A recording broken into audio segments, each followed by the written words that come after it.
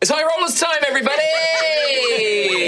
It's Sunday, it's time for D&D. We're back, baby! Yeah, we are. It's me, your Dungeon Master, Mark Sherlock Humes. I'm joined, as always, by my wonderful friends. We've got Rhiannon, we've got Trot, we've got Kim, and then on the other side, we've got Tom, Jasper again, and Casey! A big welcome to our returning guest, Mr. Jasper Cartwright! You couldn't keep me away. No, we love it. Thank you so much for joining us as our sort of first canonical Altheyan guest. We've had a couple of guests in sort of a non-canonical one-shot. A side quest. A side quest, yes. Yeah, It's technically not non-canonical, but it's also not necessarily canonical. It's in a weird meta place. Yeah. But no, really glad to have you back. Thank you so much for joining us. Joining the MCU as like an actual character. Not like in a TV series, but like actually I'm in a film. You're in the film I'm now, legit. You know what I mean? You made it. Yeah, I've made it. I've officially made it. That's it. And then we're going to follow it up. Like Jasper and I are going to go start up of a mini series, and that'll be like a sub series. Yeah, exactly. Which you can get on High Rollers. The new generation of High Rollers, like and then you have a fight together, but then you team up. Yeah. And then, I see you as more the Tony Stark, though. Me? Yeah. Well, I'm God. I'm Stan Lee. Right, sure. So I'm also. I was going to say Thanos. Sorry, don't get this twisted. That's God. That's God you're talking to right there. Yeah. Well, I'm excited for the Converse branded Atlas shoes. I think that's obviously coming. So looking forward to air that. fryer. Yeah, ooh, nice. Okay. Well, with all of that aside, very much thank you, Jasper, for joining us. Clever Toad shirt. I am wearing it. Kim is wearing it. I'm wearing a One gold coin. Fortune's told. Get that frog. Bronze coin. Bronze coin. That's cheap. Whatever. That's cheap. Coin. That's Bronze such coin. an expensive prophecy. I pay it. That'd be Get the good. shirt. It's on the merch store. Go to my website. Check in the video link. Check in the text chat. It's all there. It's all there. It's all there. It's all there. Website. Website. And I'm trying to remember my dates, but on the 6th of August, I can't talk about it yet, but the 6th of August at 7 p.m. UK time, join us for a special one-shot, a special sponsored game in a different system. Jasper will be joining us for it. We can say that now. So Jasper's there for it as well. So if you like watching this and you're excited and you like to watch something which is a bit of a standoff one thing of a very, very cool project. One we've been hyped for. Very hyped. So come and check that out. August 6th. 7 p.m. UK. I'm gonna be there. You know what I mean? Yeah. I know. I have to be there. Oh yeah, I have. Yeah. Oh yeah. Yeah. I do actually have to be there. There was one other thing. 17th of September. It's High Rollers Live! We're doing our live show at the Adelphi Theatre in London, West End, baby! So come and join us September 17th. There's no noise to that. It was like a very limp voice. If you want to do it again, I'll make the noise. A whip? That's how powerful my head is. Yeah, impressive. Adelphi Theatre, 17th of September, High Rollers Live. We'd love to see you there. It's going to be our first our own independent show. Come and check it out. There's going to be like over 800 other High Rollers fans, so come and be with the family. Wild. I mean, I'm not contractually obligated to be there, but I probably will be. You know what I mean? We'd love to have you there. I'm really cool to go. You know what I mean? We're going to slide you a ticket. I mean, who knows? Like, if people scream at us enough, maybe we'll be like, well, why don't you come on down? Wow. I mean, listen. I'm not going to make any promises. Gotta scream loud. Yeah. Okay? Smash that like button. Get on it. Unfortunately, Taste-Wiz is going to be there. Remember that? Oh, sorry, I forgot we offered Tay Tay. Tay Tay's going to come. Oh, Taylor, yeah, of course, Taylor. Yeah. Big D&D fan. Yeah. Loves High Rollers. Huge. Evermore. None of those basically a D&D campaign, right? Exactly, yeah. You know, it was just like, I just love your British accents. Sure. That's how she speaks. That's uncanny. Yeah. It's like she was here. Same brain. Let's begin the show. Let's run the intro and we'll see you soon. Tournament time! Here is-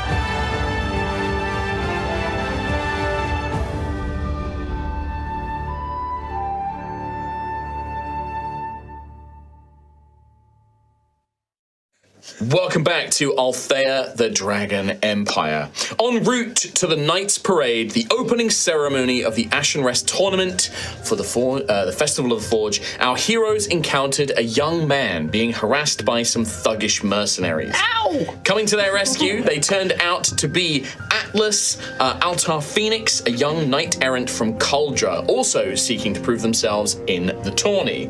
Gruff and Atlas did their introductions and then partook in some single combat battles. The rest of the party supported them, but as the day continued, Ophelia returns to the enticing devil to speak with the ghost of Tyrea, convincing her to join the Gravefather and the House of Shrouds. But for now, the tournament continues, and the team battle, the Conquest, is yet to come. And that, my friends, is where we are going to pick back up. I started with so much hype and then immediately, it's later. The conquest is not yet. I didn't get that vibe. Okay. That might be with a mark. So, Sounded great. First things first, it is a new session. And Jasper, we introduced you to this mechanic, but we do it every session. Oh, yes, of We course. determine the Crucible of Fate. This one might be a little bit more interesting because it's going to be more opportunities for me to spend. Just get another tray. Just empty the tray, my guy. Don't judge me this time. You better have done better. We got 5, 1 dice for you. 6, another 6. Look at this guy. I got a 3. Judge him. Judge him. Shame. Oh, Judge, shame. Kim, 4. dice for you. Nice. I got a 5. That's right. Little bait and switch, like it. Teamwork rides again. Oh, team, yeah, I can always count on you, Ray. I can always count on you. Hey, I'm also Team Mark. Now Yay. it's 4 and 3. 4 and 3. 4 and 3, fun. Now, like I said, these can be used in different ways. For you guys, it's mainly to add to attack rolls, saving throws, skill checks, and that kind of stuff. These generally for me are used to power abilities. I might also be using them for things like adding to damage rolls and stuff like that for the enemies. So, and we might probably will see me spending a few more of them this time. So, see that in this decision. But we begin with, and we kind of discussed this a little bit off camera because we want to jump into some other stuff. Gruff and Atlas, you are going to continue through your matches. Now, you're going to have 2 matches. You had 2 matches. You've done 1. We're going to say, for the purposes of kind of moving things along, that you guys win your next matches. I am going to just award you both 3 points of glory. So you managed to score 3 points of glory each during those matches. You do come out of it with enough time. You know, you can take a short rest. So you can get some hit points back and stuff like that. So I'm not going to mark you off any damage or anything like that just yet. But what this does mean is, in the brackets as you're going down, you were both simultaneously, because the arena has 2 areas for these battles to take place in, and your fights actually happened at the same time for that second bout. So as you finish and you're both winners, you can look over and see each other being victorious. Nice. Oh! And you see them on the wooden boards. They start placing your heraldry on the bracket tournament, where you are now in the semi-finals facing off against each other. You have also been witness. You are pretty confident you know who you're going to be fighting in the next fight, because their opponent looks pretty battered and worse for wear and does not look like they've had chance to recover, whereas the person you think is going to win is looking pretty fresh. And that is Sir Raka Stormrider, the giant Jotnir woman that you saw. So she is this 8-foot-tall, blonde, very Norse-inspired kind of looking warrior woman, and she does look like. And now that you've seen her up close, you can tell that there is blue dragonborn ancestry there as well. So she has like scales on like the back of her neck. She doesn't have a tail or horns, but like under her armor, you can see heavily scaled, like almost like built-in vambraces on like her body, and her eyes like literally glow blue with like lightning, like as she like looks and speaks, and like she has this very dominant personality and roar, and yeah, she is probably going to be the person that you have to fight. Well, good luck. We'll just kind of agree that whoever wins between us is kind of like the pseudo winner, because we're both gonna get killed by that, you know? Right. Yeah. Maybe we could team up. Like maybe if we ask the judges, right? If you and I finish like joint in this next round with each other, we could both fight The problem, and I don't mean that, like, I do want to prove you know what I mean? I think you're a really amazing adversary, and I feel like it would mean a lot to either have my ass handed to me by you or beat you, you know? Like, I think that would rob me of, and I don't, you know, I was only jesting about the yacht here. Yeah, cool. Yeah, me too. I was only jesting about wanting to, you know. I am fondly looking forward to our duel. Me too. It's gonna be cool. Yeah. Okay. Awesome. I'll just turn around to it. Any weaknesses? Anything that you might be able to? What? No. No, I meant Ruff is staring intently at whoever like is next. He has no weaknesses and is the strongest fighter in all of Ashen's Rest and Iceheart. Never gets distracted by anything or anyone at all mid-combat, and certainly has no confidence issues. Well, certainly not. If sees someone vulnerable, will take priority to make sure vulnerable person is okay first. That's true. You did kind of save me. Well, that hopefully won't come up in a one-on-one duel in a tournament field, so. This'll be fine. You're gonna have a tough fight. Yeah, I think this is gonna suck, but I'm really excited about it. This might be one of the first times I've lost. I was kind of like top of my class, you know, in Emberford, and then it kind of means that I just kind of win a lot of the time. And so it would be really cool, actually, to like lose, 'cause I think I learned something from losing. I'm very much looking forward to seeing fire and ice clash together. Yeah, I was worried about that. I saw the sleet storm, and that's not so good for me. But that's fine. This will be great. Oh, if you could do us a real favor, though. Sure. This fight, do what you can to win, obviously, but don't damage the armor. That's very important. I couldn't even if I tried, I'm sure. I mean, it's beautiful. That's true. Masterful armor. Maybe one thing that we could agree, maybe, like, let's make sure that we, like, you know, sell it so that we don't, like, neither one of us looks bad coming out of it. That would be good, right? Give them a great show. Exactly, yeah.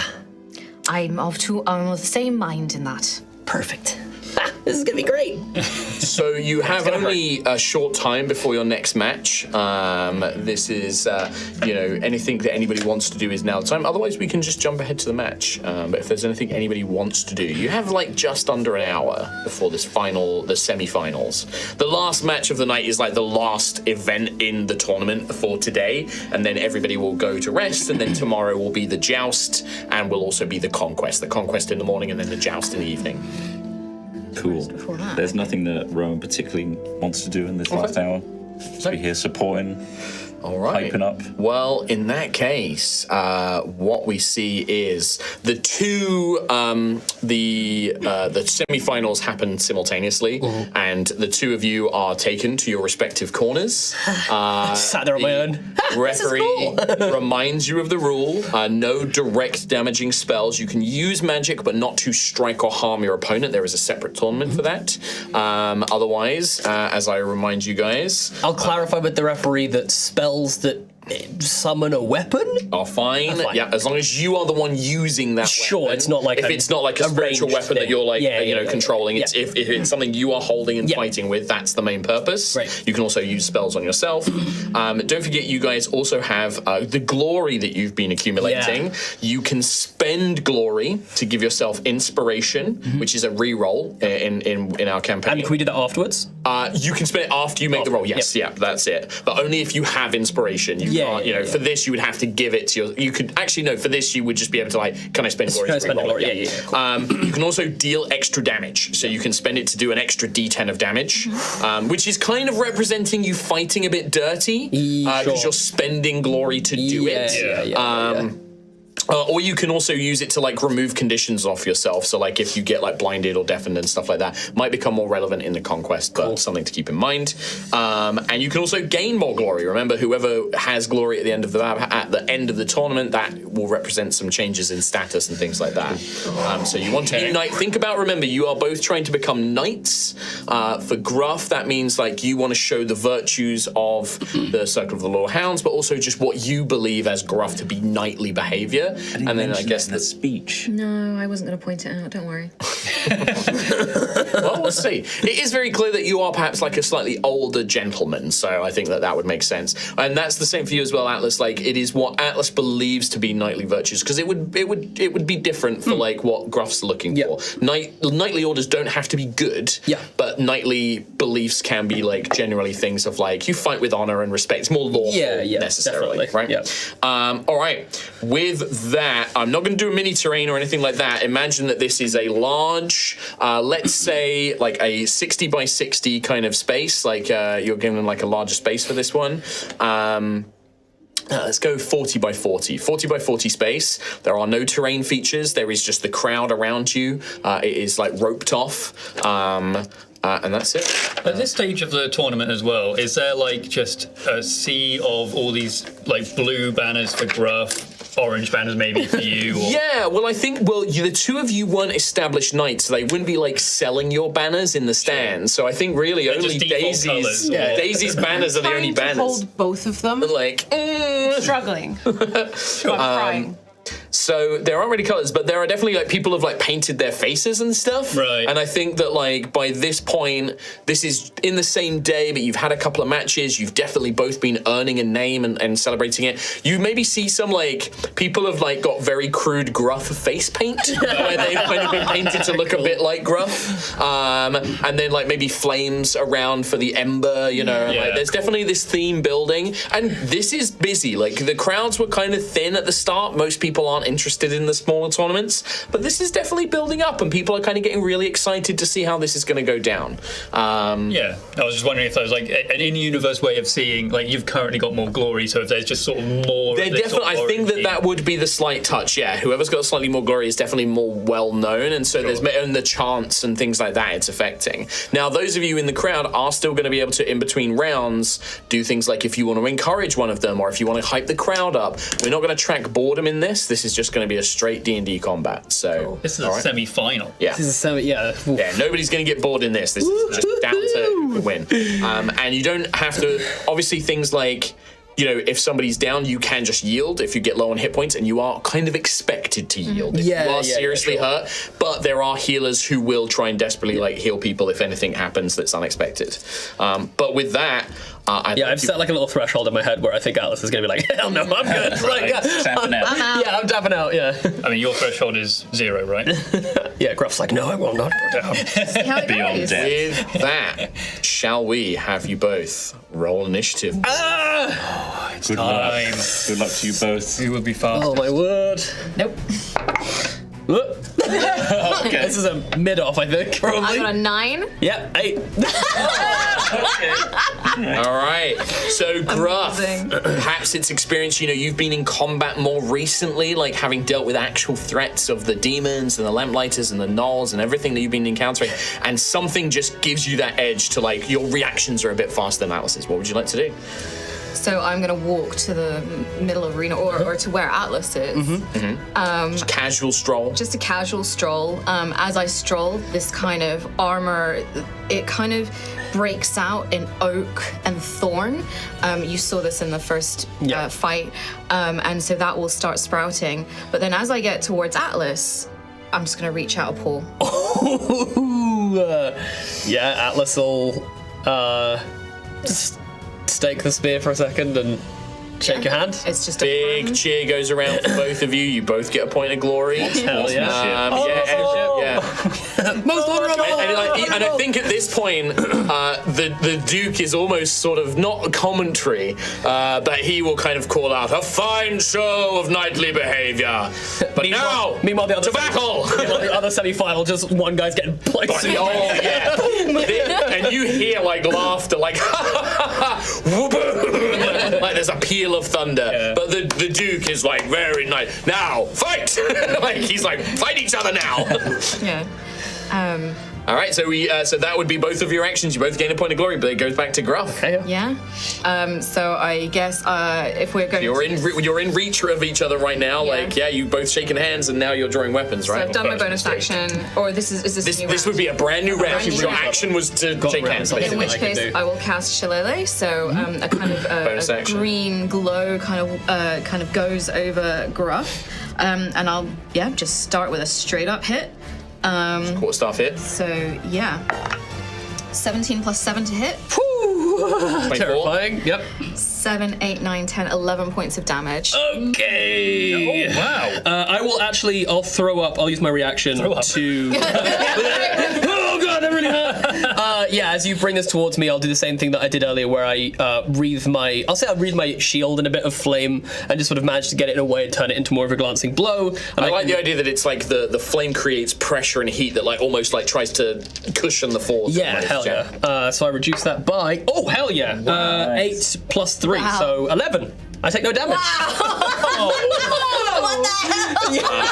Now it's points that run out. So Yeah. well, this the is first very one's much- I free, can right? Not So- do that as many times. So Yeah, that is. Oh, that's the damage. That was a lot of damage to negate, though. I'll take that. So you bring this heavy blow down, Gruff, fueled by the power of nature, but this flame magic kind of bursts out, and we see the two kind of forces clash. A big kind of clap. Oh, everyone's like, "Woo!" Exciting. The dust almost billows out from the two of them as that happens. So that was your action, bonus action. So yep. That was also lucky, like the amount you negate. Oh yeah, D8 literally, it's a plus D8 plus 3, yeah. and I got which is nuts. Okay, so I think that Atlas really does want to win this fight. Yeah. Let's play the character, man. And so the spear is going to stay kind of staked in the ground, and you all watch as Atlas looks to the crowd and shouts, "By the power of Helios!" Puts his hand up into the sky, and through what seems like it's kind of a bit of illusionary magic. It's not really this, but it essentially looks like a little fire portal opens up, and as he brings his hand back down through it, he has a flaming sickle in his hand. As I cast Flame Blade. Yeah. Is that concentration? It is concentration, yes. So I'll be choking it. Okay. Dope as hell. And at what level are you casting it as well? Is it the base? It's automatically third level? second level. Second level, Because okay, of the great. ability. I So. lean over to the Go Gruff panel, slowly. Don't you dare! Everyone takes off his Go Gruff t-shirt underneath. Wow, so easily. Wow. Daisy's got the gruff. Daisy's gonna hold it even higher, and All she's you've gonna done is save my life. No, she's gonna temporarily take it down, glare at I'm kidding, I Xanthias, don't do that. I don't actually elbow do him, and then put it back up again. I don't have t-shirts. Is that action to cast Flame Blade or is it bonus action? Bonus action. Okay. So I now get 2 attacks. you have multi-attack. Yeah, you have Yep. 2 attacks. Trying to roll them at the same time? You can roll them at the same time. Yeah. That is a 19 and a 9. The 19 will hit, yeah. I'm gonna. No, I'm not. I'm not gonna do that. 19. Okay. One hit. One hit. You got a plan. You would have got your. Don't forget, you got your temporary HP because you did attack. Don't worry. Yeah, your track. She's on it. So that's Just because Jasper doesn't know well, so I'll let him know. 11 plus 2, so 13 points 13 points of damage. of damage on that hit, and Come on. yeah, I'm gonna use my action surge to attack. Okay. Right. 2 more So attacks. 2 more attacks. Action such this flurry of blows. Oh come on! that's I'm gonna spend a glory to Reroll one. Yep. Reroll You can only one. do that once per turn. Yeah. but yeah.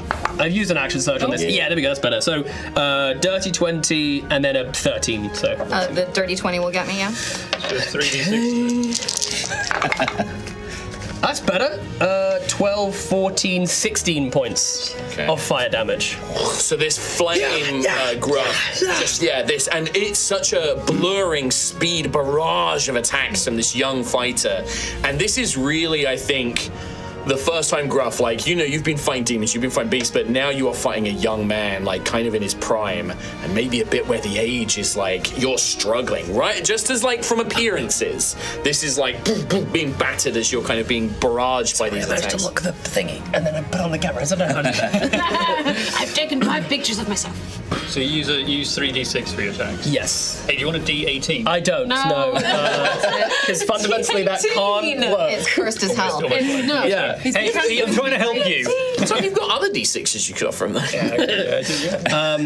Yeah, and I think part of this as well is like this is very much Atlas trying to pursue like his knightly order. Like it's a very passionate order, and I think part of it is like when you're in combat, it is like You are do Cauldron. not hold back. No, I you wouldn't want know what to. I mean? Yeah. Yeah, So you are Cauldron. Like pride is so important. So to you, important. So yeah, cool. But that is action. So that's pretty much done. yes, I'm done. I'm done. Okay. 100% So we done. swing through. Unless any of the crowd want do anything because, like, in between turns, we will jump to the ground. Reactionary, like, audience stuff, like Rowan is, like, wincing, hiding behind one of these three, like, seeing Gruff get hit that hard. Oh, come on, Gruff! How does Gruff look quite bad hit points wise? It's 18. 18, so you've got your just 18 under left. half, like, yeah. So I think that, like, these guys are all kind of wincing, but from, like, a little, like, not the crowd, but, like, a side entrance into the arena itself, you see a very handsome beard. As so Griot would probably just be like, come on, lad, don't let him hit you like that. And he's gonna make a persuasion check at a that would be for Sir Griot 25. So you gain advantage on either an attack roll or whatever you want to use. But yeah, Griot's just like, come on, Gruff, don't let this young whippersnapper get the best of you. Whippersnapper. Okay, so I get advantage on attack or... On an attack or an ability check, yeah, but I imagine attack will probably be more useful. Well, I was thinking... And you keep that advantage until you use it, basically. Actually, just a quick question. Yeah. With any of the hits that you just did, Yes. was any of it bludgeoning or slashing? I believe it all. I think it all counts as fire damage. Unfortunately, All let me fire, just double okay. check. I believe from Flame Blade it counts as fire. Yeah, because it's from Flame Blade specifically. But let me just quickly check the wording. I'm almost certain it is. Yes, so it we'll is. carry Yeah, on it as is. for now. But it's concentration. Remember, if you get It is concentration, out yeah, of him. No, I was thinking of... You can knock that concentration right out of him. I was thinking of healing myself, but with advantage. Okay, I think I'm going to do two things. Come and get me! And at that, I'll take that, like, Yeah. and I will just turn and I will roar. Hell yeah! The full belly. And it is a daunting roar, so please can Yes, you make Gruff. me a wisdom saving throw DC 14. I am so gonna fail this. Oh my god, nat 1 minus 1. I rolled a 0. I shit my pants. Atlas shits his pants. You are terrified forever. Yeah, this terrifying moment of this sweet old man, like this sweet older man who came to your rescue. You see the beast unleashed. You know, and yeah, you are frightened. So disadvantage on any attack rolls against Gruff, and cannot move closer to Gruff. That's fine. I while don't that want fear is in to. place, I'm good. At which point I will attack. So that's with advantage. So 12 is the highest plus 7. 19. Meets it, beats it. Yeah. So hits. Hits. That is 8 points of damage. Hell yeah. What? That's not. No, that's It's, fine. I'm So the staff, I think it's just... Just bludgeoning. Bludgeoning. Magic Cool. bludgeoning. Can you give me a Constitution saving throw? Yes, of please? course. And I need to hit a 10 DC 10. here. DC 10. I get a +5. So To shit yourself, or? no, I've already shit myself. already It done smells bad. Yeah. That's a fail. 9 + 5, so 14. Okay, so 14. Yeah, you maintain concentration. Anything else on your turn, Gruff? That was bonus action. I think that'll just be it for now, yeah. Okay, in that case, we go to Atlas. Okay, I'm going to. What am I going to do? I want to attack, but I'm just checking to see if there's anything else that I want to do before I attack. I don't think so. I mean, Gruff looks like, you definitely put the pressure on Gruff with it. Here's what I think actually I'm gonna do if you'll let me, because I feel like I can see the damage that's done, and I sort of want to keep in the spirit of like what we established before. If I let go of my flame blade but maintain concentration, it disappears, but I can use a bonus action to like summon it again. So I think what I do is I rush towards Gruff with the flame blade outreached, and then as I go to swing, it disappears, and I basically want to spear tackle Gruff to the ground. Okay. Yeah, absolutely. So for the grapple, Hopefully make this an opposed check, which means one of us will come out with some glory. yeah, I am going to give you disadvantage because you are That's frightened fine. of Yeah, that's. Oh, yeah, I can't move closer, can I? Yeah. So I actually can't do that. Well, right now you're next to each other. So in sure. game terms, you're not necessarily Actually moving moving closer. closer, So I'm yeah. going to give you disadvantage. Sure, So this that's would be totally fair. athletics versus athletics, but you have disadvantage, Atlas. Yes. Because you are quite intimidated. Oh, come on. Yeah, that's another natural one. Yeah. 19. You spear tackle. Kim, you're a wrestling fan. What? Somebody charges. What's a good move for you to like respond with your staff? You've got the hook staff What do you and think? the two wrestling fans. Suplex him. Use the momentum, it's almost like he comes towards me, grabs my chest, kind of like almost that sort of like Just not shift. It's like charging a tree. a Wardlow look down. What are you doing? This is gonna work. Hold on. Are you I didn't get my out footing of in your place. mind? And then, if you role play, I would just arms around, boom. So you get a point of glory, Gruff, because you won an opposed check. That was kind of my. I was thinking, well, either way, okay, this is gonna yeah. cost some glory. I'll say that like you're not necessarily prone; it's just a failed grapple. So you charge in, like you get thrown back, basically.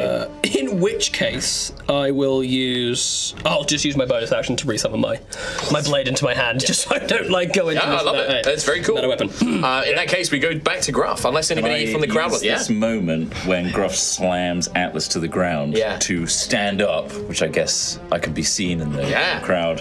Hey, it's my other friend. Gruffith would be such a strong ally of the Order of the Loyal Hound, wouldn't you say? I agree.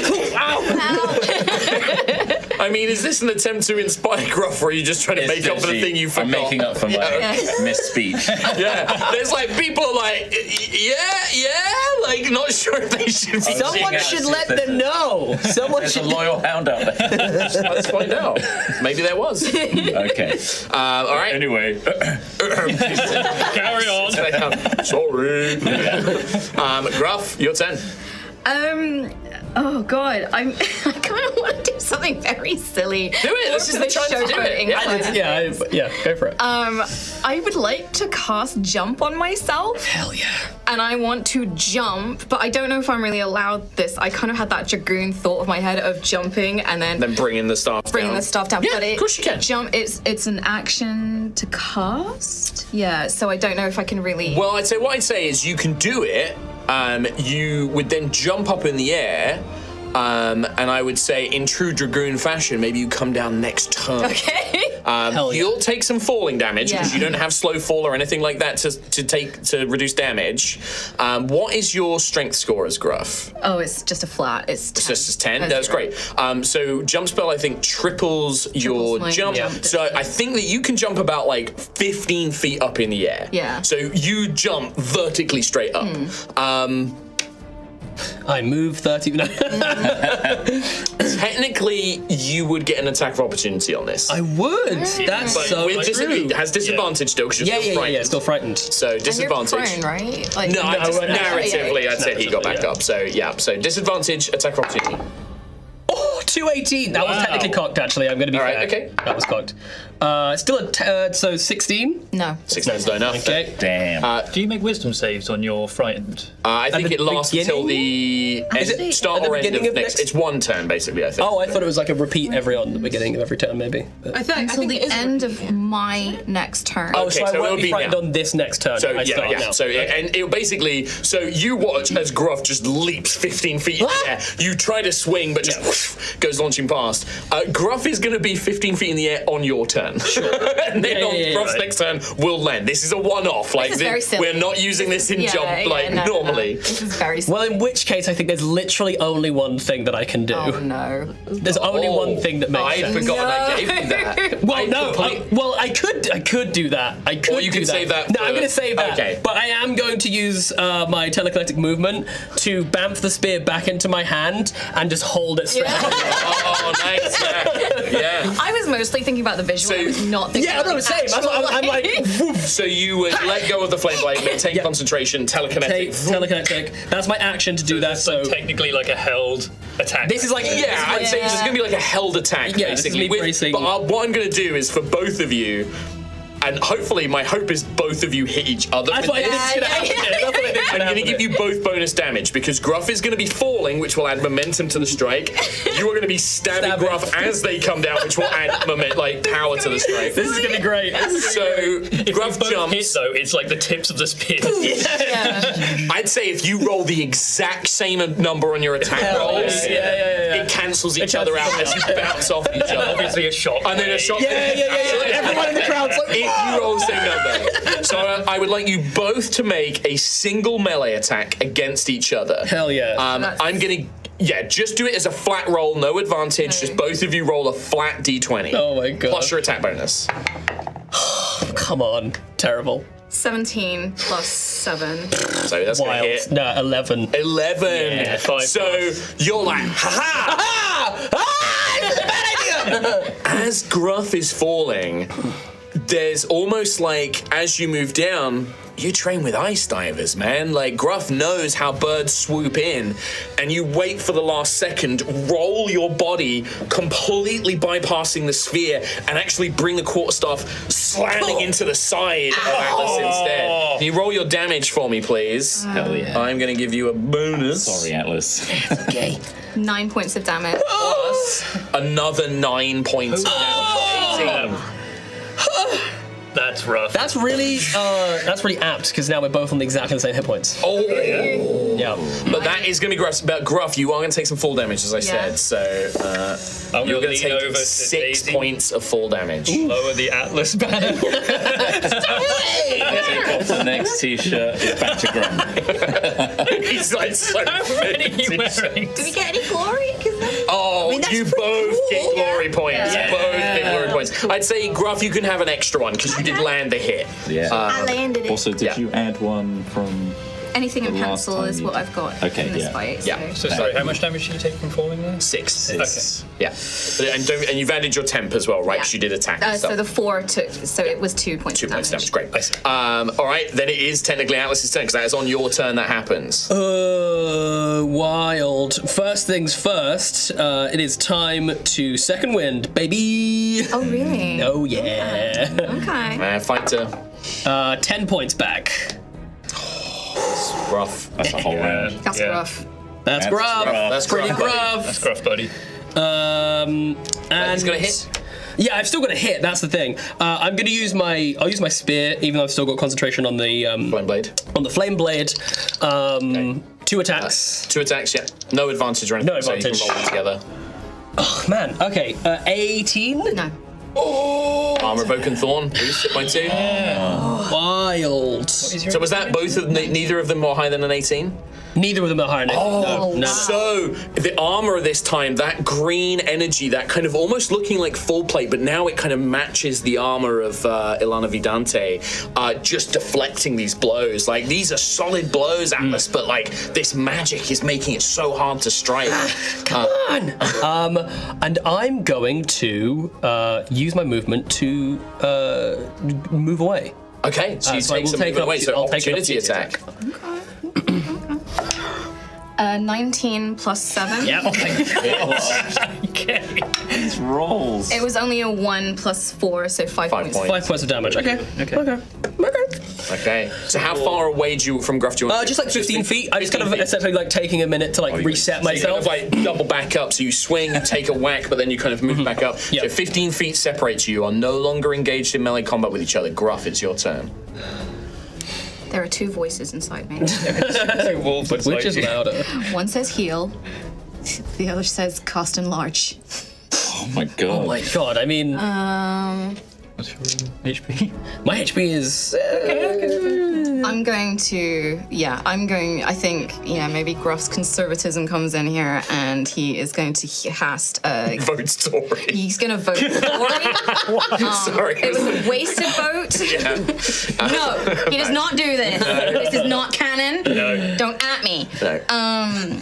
I'm going to cast Cure Wounds What level? at level 2. Oh, big deal. 2d8. I'm loving this, by the way. Okay, good. Okay. So into cool, this. yeah. Yeah, I know it's for everyone else you're just watching, but No, this is no. dope. No, I it is dope. It was Yeah. fun. This is better than the Euro finals. Well, that's true. It's true. I sat and watched it, and yes, So I think he'll just take a defensive stance. You see this kind of green energy energy. wash over him, and he heals up, and that's all I've got for this round. Nice. So, yeah. Okay. Hell yeah. Euros were like 3 weeks ago, dude. Hey, it still hurts, man. Okay. Yep. All end of turn. I do want to move up to you though. Timey-wimey. Do whatever you want to do. Well, yeah. Still Gruff's turn technically. Because if you engage me in combat, then I can't move away again. I'm gonna do that. So you come charging. So as you're moving, you Yeah. watch as some of the wounds heal. Well, then in which case, I would like to use my reaction. Because I am a polearm master, which Yeah. means if anyone enters Oh! knew it was a mistake as I said it. Then, Spend your reaction. then I get to use my reaction to make a attack. So It's gonna be your turn next, so you get it back. the dice have forsaken me. Dice tell stories, They normally man. forsake me, sir. Well, yeah, exactly. Hey, you want to trade? Yeah, sure. That is his Oh wait, yeah, no, what with you? Yeah, I've heard too much about your You dice. can have a special one if you want. Anyway, Certainly not. so that was your reaction. That was to my Gruff reaction. Moving up. Yeah. That So you one. move up, end of turn, Gruff. Yeah, end of turn. All right, then Atlas. It's Atlas's turn. See? Shake Okay, test that Atlas's turn. This is rough. I'd use that. That's Gruff, buddy. It's gruff. This is gruff. This is gruff. I think I've got to attack with my flame blades because it would be so stupid of me to not do that. Yeah. So bonus action, resummon it. Spears in the ground, and I'm going to take 2 attacks. Come on. Although actually, if I do that attack, then I could. No. I'm going to attack with my spear, sorry. Scratch that. Okay. I'm going to attack with my spear. Because, let me see. So 2 attacks, first of all.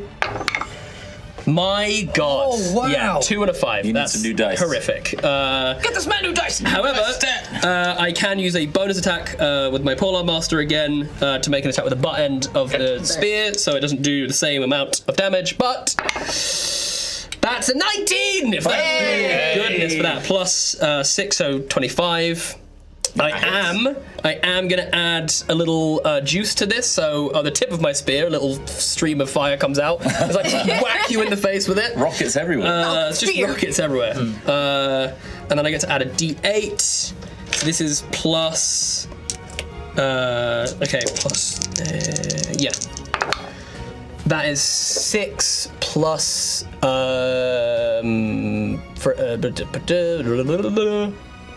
13 points of damage. This is bludgeoning. Well, that actually, sorry, it'll be 8 points of fire damage and 5 points of.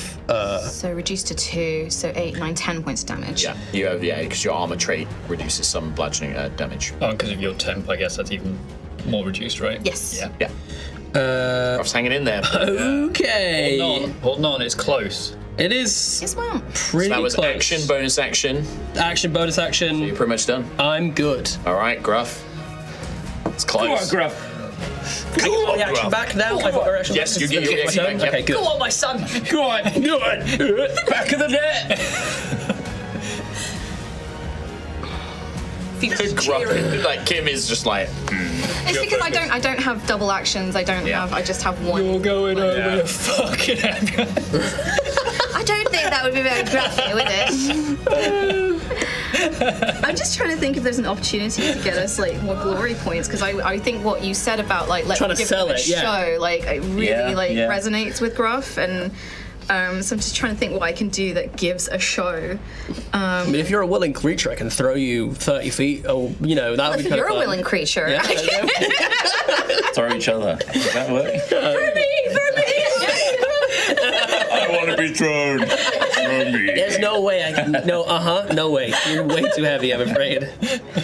If I was an any other kind of knight, like who was perhaps not as like honorable and focused, there was something silly that I really wanted to do in like the second fight, and that was go into the crowd and give a rose to Ophelia. Amazing. Oh my god. Just a bit of bit. silliness. Yeah. Like I had would this love idea. Pass out. Do you know what? I'm just gonna go for a straight up hit. I think Yeah. that's the point. Yeah. I'm just gonna try and keep hitting. You never know. Your dice might not. 17 plus 7. Sorry. That's okay. These are loaded. Like 9 points of damage. I'm going to use my reaction to shield, reduce that by a d8 plus 3, 4, so reduce by 7, so I take 1 point. Cool. Then points though. Yeah, I really am. He's in survival mode. Yeah, fully. So that is the end of Gruff's turn. So we go to Atlas. Atlas, okay. Spear down, flame blade out. I'm attacking you twice. Wait, no, use these dice instead, I please. really don't know if I trust them, but That roll okay. is branded Go, get that dice. 20. See? Oh my god. Hey, if you want to try your dice again, let's call that a bit. No. Let's Let's call that a bit. Did that. No, that was a bit mark. It doesn't count. Another bit. Roll again.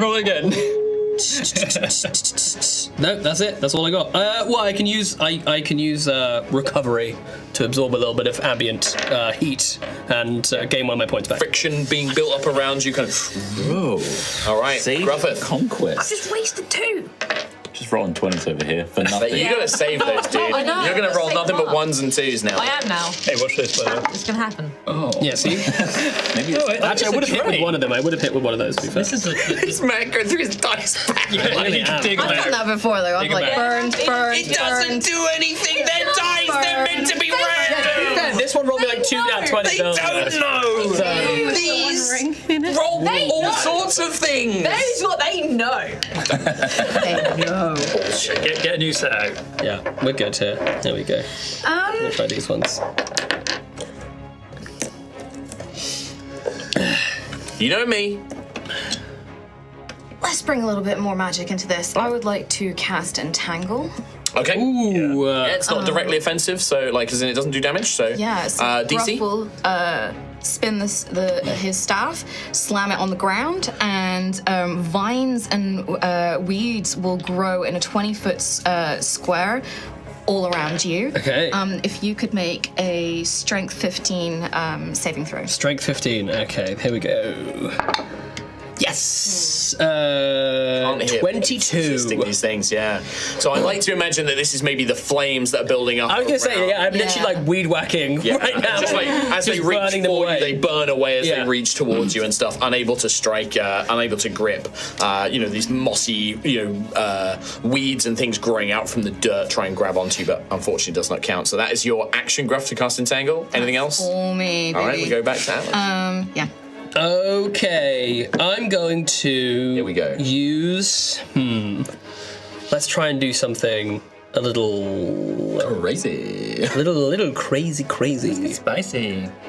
Should I do it? Yes. Should I do it? Yeah, I think I'm gonna do it. Come on. You can do it. Okay. Come on. thing is, Let's go. do So Yeah. I pick up my spear. I'm going to remind you, there is a long rest before the conquest. Oh yeah, there's long round. Oh yeah, hell yeah, I'm gonna do this. Okay, I pick up my spear, and you see as I kind of hold it out in front of me, I take my hand off of it, and the spear stays in place and begins to slowly spin. Oh, I'm in danger. And as it does this, I kind of it almost like it's charging up. I then grab hold of it as I whip round like the arena, almost like in a circular motion. As I activate my blaze dancer, so I can move up to 60 feet. And when I do so, I do not provoke opportunity attacks. Okay. So I basically zip around in a massive circle, and at the end of it, I'm going to make. You see, he jumps into the air, kind of repeating what you were doing earlier. Jumps into the air like 20 feet, from clearing a 20-foot gap, and is going to make a strike against you with that. And this will do an additional. This does additional damage if I hit. Yeah, it's only an action to do one attack. Yeah. If you hit, you do extra damage. Yeah. And you get the move. just getting a 1 on I'm that. just. Yeah, I'm gonna miss. I'm almost starting to gonna miss. Here we go. Yes, 19 plus 6. Oh thank God. That needed to hit. Oh yeah, that was way too awesome to then completely flub my lines. So yeah, it's, strike with extra fire damage, and you can technically force strike onto it as well. I can, absolutely. I'm going to how do many- that. how much This is dice 1d6 is and 2d8. 1d6. Plus Could be spicy. 8. Oh. Yeah. Ooh, 2 7s. 14, 18 plus 8. And is any 26. bludgeoning or slashing? Piercing and fire. Piercing, yes, piercing and fire, yeah. So how much is that total? 26. As I leap into the air. Ah! Big explosion of fire.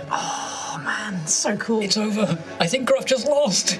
Gruff still stands. I think Atlas celebrates. Like, Atlas, like, yeah, cool. Definitely a glory point for Atlas. Thank you. Definitely a glory point for Gruff as well at this point. As like there's a smoke cloud, right? It's the classic thing. that's what I You mean. slam it in, the dust of the dirt, the billowing heat as well built up. Everyone's just like cheering, but then like as it begins to clear, they just see the spear and the staff locked in place as well. Gruff still standing. This is the point where Duke Ignarius stands up. Yes! Fucking yes, mate! Well, that is their full action to do that, so it goes to... does this count as a polearm attack? Because like, No, it does not. I'm not letting you have it. No, you did a cool thing. That's 100% fair. Gruff gets to do a thing now. But I'm pretty sure Gruff's looking pretty beat up at this point. I'm torn because I'm low, but I'm like, do I heal or do I yield, or do I swing back? I think I would say that like more healing might kind of like once is probably like something where they'll accept that. I think multiple healing like that it wouldn't be super knightly to just be like, I'm gonna keep healing myself and fighting. There are people in the crowd that are like, enemies don't do that. That's stupid. Enemies don't have healing. Oh, right? Jasper, don't get us started on this. Oh, no. Thank you. Oh, dear. I mean, they do have healing. It was a very well-timed conversation that Tom and I had. When an enemy chugs an Estus Flog, it's bullshit. So I think taking this hit, seeing the look in Atlas's eye, thinking of what he said about his father and how it was a lot of pressure to stand up to this legend of the flame. And that resonates with Gruff for reasons the rest of the group don't know yet. Oh? But he sees this young man. Like, he took the hit, he still stands. Even as he's thinking about this, he's balling his paw for ready for another attack. But then what he does, and indulge me in this for a little bit of roleplay, I'll cast Warding Wind, but not in the meaning of the spell, but just to clear the smoke. Yeah. Just to clear the field. Yeah. And I'll give you a nod. And I'll withdraw my quarterstaff. I yield. There's a stunned silence. And then just as like a round of applause begins to... Also, stand up. I think Atlas like drops everything for a second, just like looks at you a little bit dumbfounded, rushes towards you, gives you a massive hug, like picks you up, and then like lifts your hand in the air. And we're like, yeah! That was so cool! That was so freaking cool! You were amazing. You gotta teach me how to do that stuff. I want to say, son, You made vines come out of the floor. I am so proud of you.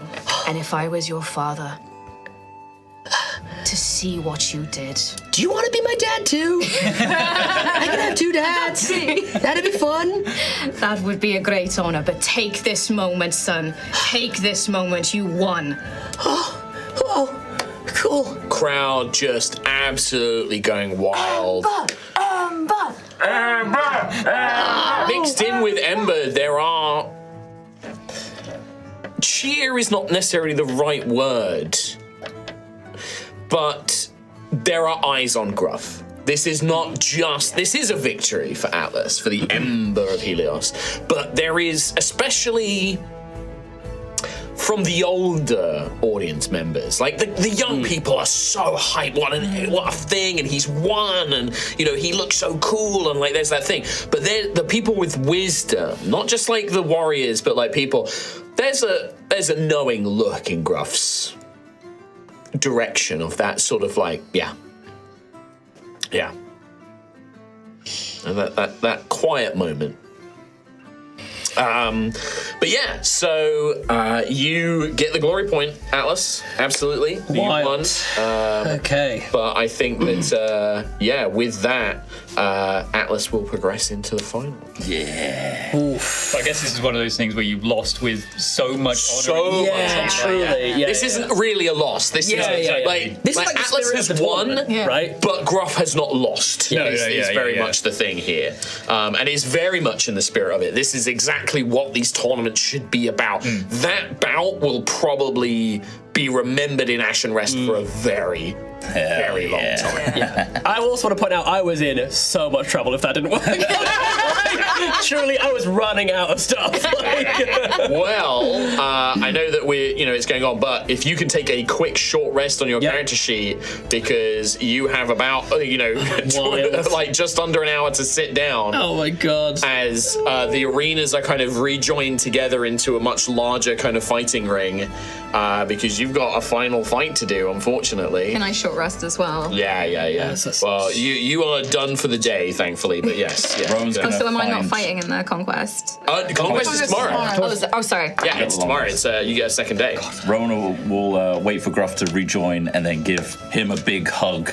I'm so proud of your achievements. That was such a noble thing that you did. I knew you had more fight in you. But you gave it to the young man. That's honorable. Really talented young man. Yes. Very impressed with him. It didn't feel right to go on. Well, I think I saw some eyes on you because of what you did. Oh, really? Yes. Did you hear my second speech? I thought I heard something, yes. Yeah. Well, the older folk are taking note, I think. Okay, thank you. So that's a good thing. Thank you. You've done a great justice by me, Ron. Oh, you did an amazing fight. Yay, Gruff. Have you finished taking that short rest? Yeah, Nice. all good. You are brought forward to the now central fighting chamber as the Duke. The final of the Shield Bearer tournament. One of the greatest of the smaller tournaments. This is the contest of classic martial skill, very essence of knighthood. And I am very proud to have our two champions fight in this battle. The young man of Emberford, the Ember of Helios. Hey. As he gestures, there is this big kind of cheer. Atlas, Atlan, Phoenix. As he kind of calls it out, you do the spin. Chosen of Lady Meteona of the Cardinal Valley. In the other, we have Sir Rika Stormrider of the Western Plain, a knight of renown, of glory, one who has proven herself time and time again in tournaments across the Empire. And you see the giant blonde Jotnair woman kind of like turn around, and she clearly has fans amongst the crowd. People have painted sort of their face like half blue. They've got these banners with like her lightning crest of a thunder beast head with a shield and spear, background with a lightning bolt. As she kind of like waves, and she looks down to you. So, hello. Hi. I watched that match, invigorating to see you fight. Thanks. You and the Wild Heart, you really get the spirit of this. Yeah, yours seemed over pretty quickly. Oh, yes, it was not much of a challenge. Yeah, good, yeah. But I should warn you, little Ember, I won't yield. I will fight until I am down or something else. Yeah, me too. Yeah, 100%. Yeah, 110% actually. Excellent. More. I look forward to it. Yeah, me too. Me too. Okay, awesome. Yes, the glory of my Lord Eliodnir. Okay, cool. See you in a bit. Go to the. I don't think I can do this. No. She's so huge. I'm gonna get my ass kicked. I know it's only been 5 minutes since your last battle. Yeah. Put everything into that. Yeah, I did. You somehow have this. Okay, thanks. We've got your back in the audience. No, that's We'll be awesome. cheering. That's exactly where okay. How tired does the other fighter look? Probably not at all. Like, this has just been a breeze for them. Well, not a breeze, but she's also had a long rest and recovered. Yeah. Some things that she needed to. I have rolled to see what she's recharged and stuff like that, and she is looking fighting fit. Pretty good. Can you roll initiative for me, please, Atlas? Yeah, sure. 15. 15 total? Yes. All right. This is like the time in an early RPG when you control the boss just to see how strong they are. You're going to fight this later on. It's like, oh, God. This is, you start approximately sort of like 40 feet apart from each other. She goes first. Yep. Striker goes first. Tall, long legs, being a Jotnair, just boom, boom, boom, boom. She comes striding She gets across. close to me. I'm gonna use my reaction. You can use the action. Yeah, totally. Down. Dirty 20 to hit. That will hit. If you said that, I was about to leave this seat. I was like, nope, I'm good. I yield. Yeah, I'm good. Squishy, don't touch me. Oh man. Okay. Oh, fantastic. 6 points of damage. 6 points of damage. Hey, first hit. You kind of jab up There's into no her. knightly in here. I'm like, nope, I don't want glory. I just want to win. You know, she does try to deflect it. She's not just going to let you hit it. She tries to deflect it, but you kind of get it through her guard, scrapes along her arm. The scales kind of cut, and you see the thick Icarus blood kind of. And she's just like, good.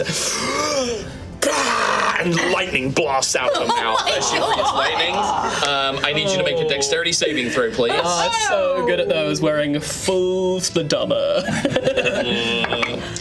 Yep, 12. You know you mentioned Avengers earlier? Yeah. Scene with I think Loki. Yeah, well, no, I think this is more of a this is more of a Hawkeye versus Thor situation. That would be 23 points of lightning damage. Oh my god! My god. She kind of that's her action. She just Metal. she like spins the spear around. She just like poses. It's now your turn, Atlas. That was a great. That was a great noise. Your turn.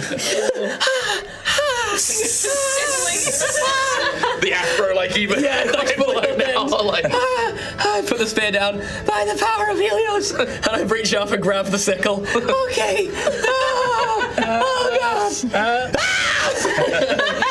Oh man, this is tough. You need vents in this thing to release truly. smoke. Yeah, I look smoldering, which is probably cool. maybe. Rough. Okay, 2 attacks. Yes. Here we go. Flaming sickle, nat 20s. Oh, that's It's a 21 and a 1. 21 is the highest, so the 1 is definitely. 21 hits. 21 hits. That one. And a nat 1. It's distracted by the sizzling. This is technically a melee spell attack. Mm-hmm. Would I still be able to use my psi ability, like my extra fire damage? I'd say you can, yeah. Yes. So I will. I'll That take. was smart. It doesn't matter. It doesn't matter. It doesn't make a difference. I'm down Might next do. turn.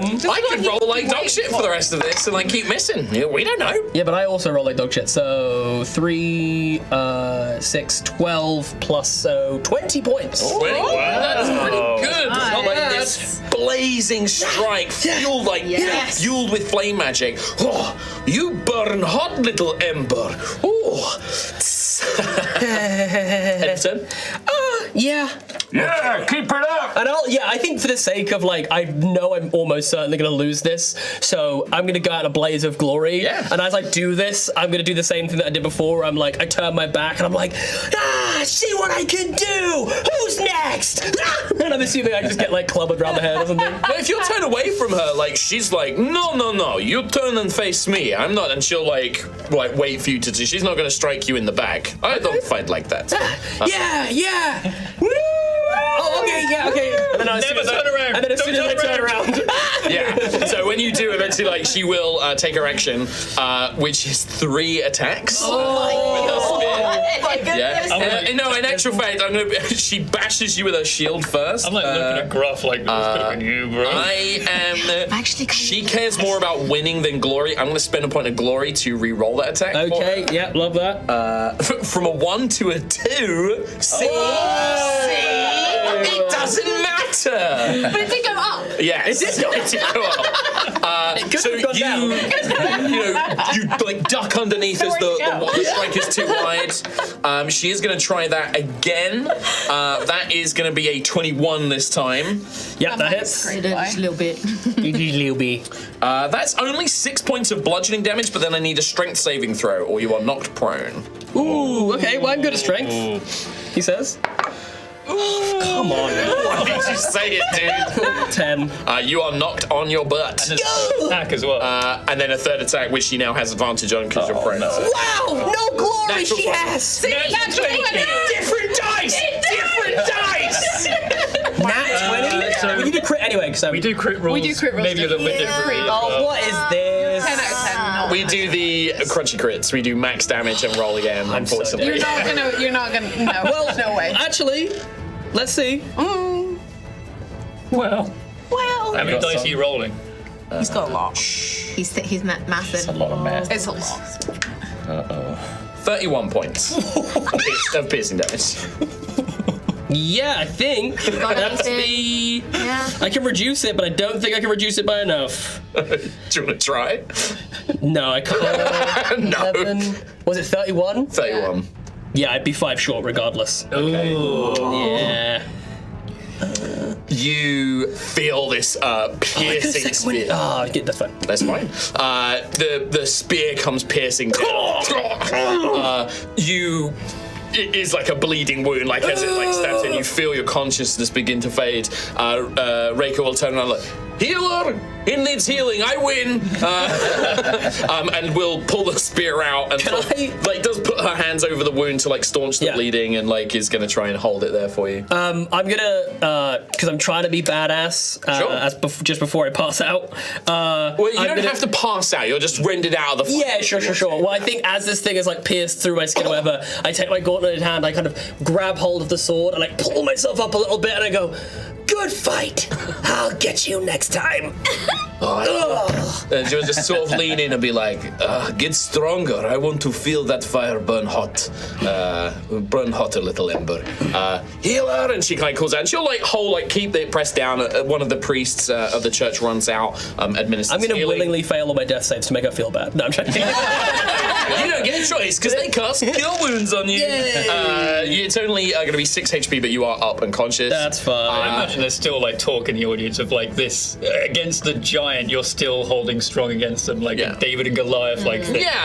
This Jotnir warrior who is clearly a very well trained, fighter. As a point, like she's a CR 6 monster on her own. Like I was so tempted to just drop all of my glory on that fight, just to see if I could win. Yeah, but I was like, anything you gained. Yes, I'd say that like definitely in this you come out of it looking quite a champion as well. But with that, Riker is heralded as the winner of the Shield Master tournament. Kind of like pumps her fist like yes, does like a whole thing of walking around the arena like I am the best.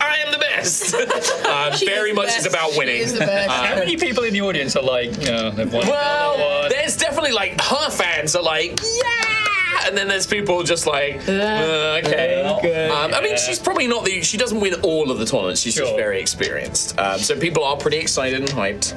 But yeah, unfortunately, Atlas, once he's healed, he jumps up and goes, I lost a fight! Cool! Great job. Yeah, okay, awesome. That hurt. That really hurt. Yeah, I'm gonna have nightmares about that. I mean, he stood up to it though. That was impressive. Yeah. I would have just yielded immediately against that kind of foe. I'm glad that didn't look like I gotta be honest, it kind of sucked. It was a lesson, a real lesson. I've been hit by lightning before. That was really bad. That was really bad. Your hair looks a little frazzled. Yeah, I need a comb. Maybe some frizzies if anyone's got any. The way you fight, though, it's impressive. And you're going to be joining us in the Conquest tomorrow. Oh, yeah, that'll be fun. Well, there is also, if you would like, there is the House of the Rose, which is the temple to Saint Typhine, which is one of the divine saints here, which is a public bathhouse, but they also do like free beauty treatments and like hair and things like that. That's all like a big thing that you can go and do here in National Rest. The tournament winners, you guys came second and third. You are given smaller trophies. Reika gets a giant sort of embossed golden shield with the Duke's crest on it, easily worth sort of like 500 gold, this thing. Wow. Bites it to check it's real. Yes, great. And then she's just like, cool, puts it on her back and Merchant! She's literally she's going to immediately and go and sell it. She probably like slaps her hand, is like, where's the best place to get the drink around here? And then immediately goes off to find a drink, somewhere to drink. Buy that and just show it to my dad. Just like, I want this. I want in. But the two of you, so I believe second place would be a smaller golden trophy of a drake. So like a wingless kind of mount dragon, basically, worth 300 gold. Hell yeah! And then for the third place, which would go to Gruff, would be a kind of small golden shield, not shield. Like a horn, like a kind of fang, like a golden fang, like on a mount board and things like that. It's worth 150 gold. It's your tournament prize, basically. Nice. Hell yeah! Awesome. Any glory for dying in glorious combat? No. You've had enough glory. Yeah, that's fine. We need a collectibles showcase. You do. Enticing devil. In some kind of island, beachy getaway. Yeah. Yeah. That is Get it, that run vibe. by a guy. Yeah, we can Yeah. hire someone. There's so many of this Hair. one yeah, guy. yeah, red hair. Yeah. Anyway, Fancy. 7. the one you haven't played. I've played the original. I don't need to play this. Rebirth? I played that one. I haven't played the latest one. Anyway.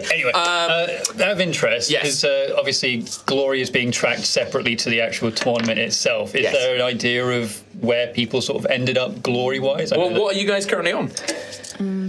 13. 13 for Atlas. I mean, in terms of like, the 13? grand scheme of 13. everyone Hell else yeah. as well.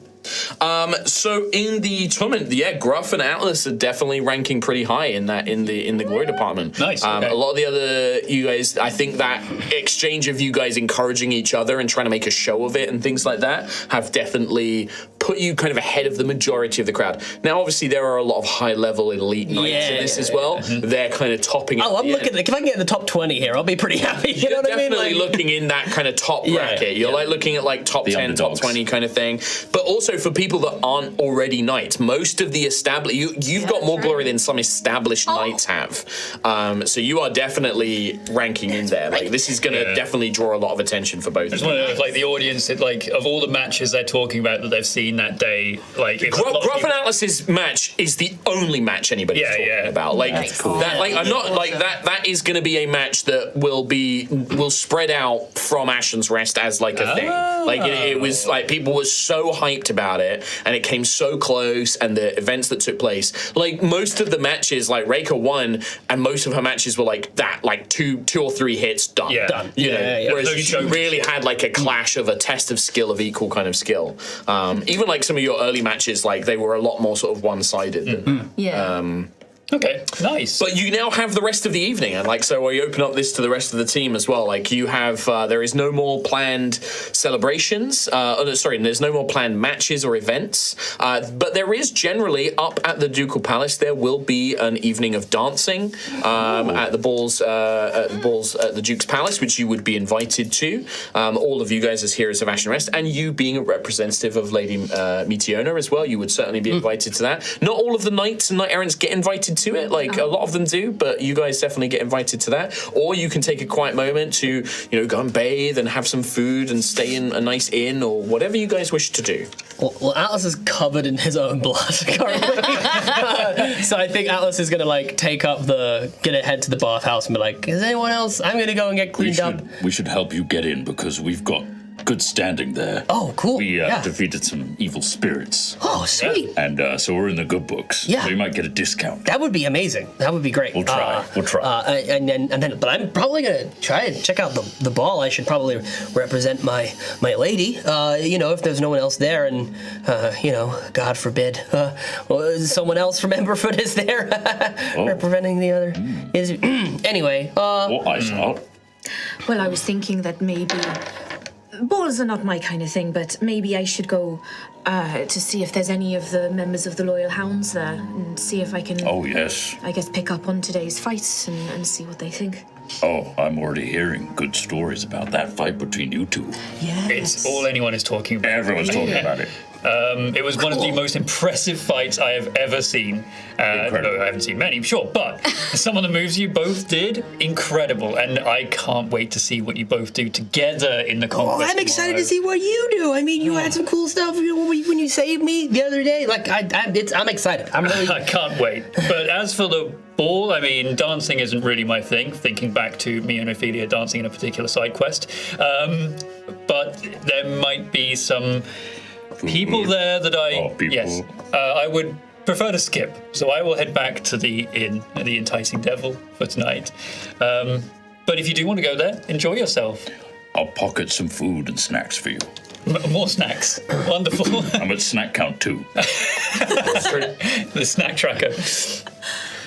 Well, Tracker. I'm not going to turn down an opportunity for dancing, so I think I will join Atlas and get myself gussied up at the old spa, and then go have a little Spa then soiree. dancing? Yes. Spa then dancing? Yeah, that sounds awesome. Yes. Yeah. Yeah, All right. as well. So you guys take Atlas. Free snacks. Yeah, there's going to be free food there. You take Atlas to the House of the Rose for Atlas's benefit. This is a beautiful shrine, like a large bathhouse temple to the Saint Typhine, who is where tieflings and tieflings come from. She was a devil that came and sought redemption and was elevated to saint status. When you enter, the house is run by a pair of a brother and sister of wild hearts who are bunny people. They have the ears, but they're humanoid shapes. Reverend Mother Aurelia is this very sort of voluptuous sort of like, oh, darling, come in, yes. Oh, look at the state of these clothes. We must get these cleaned up and repaired. Thank you. My friends, kisses on the cheek. Oh, wonderful to see you all again. This is our new best friend, Atlas. Hi. Oh, what a charming and handsome young man you brought. Yeah, thanks. Very You got kind to of the you. finals.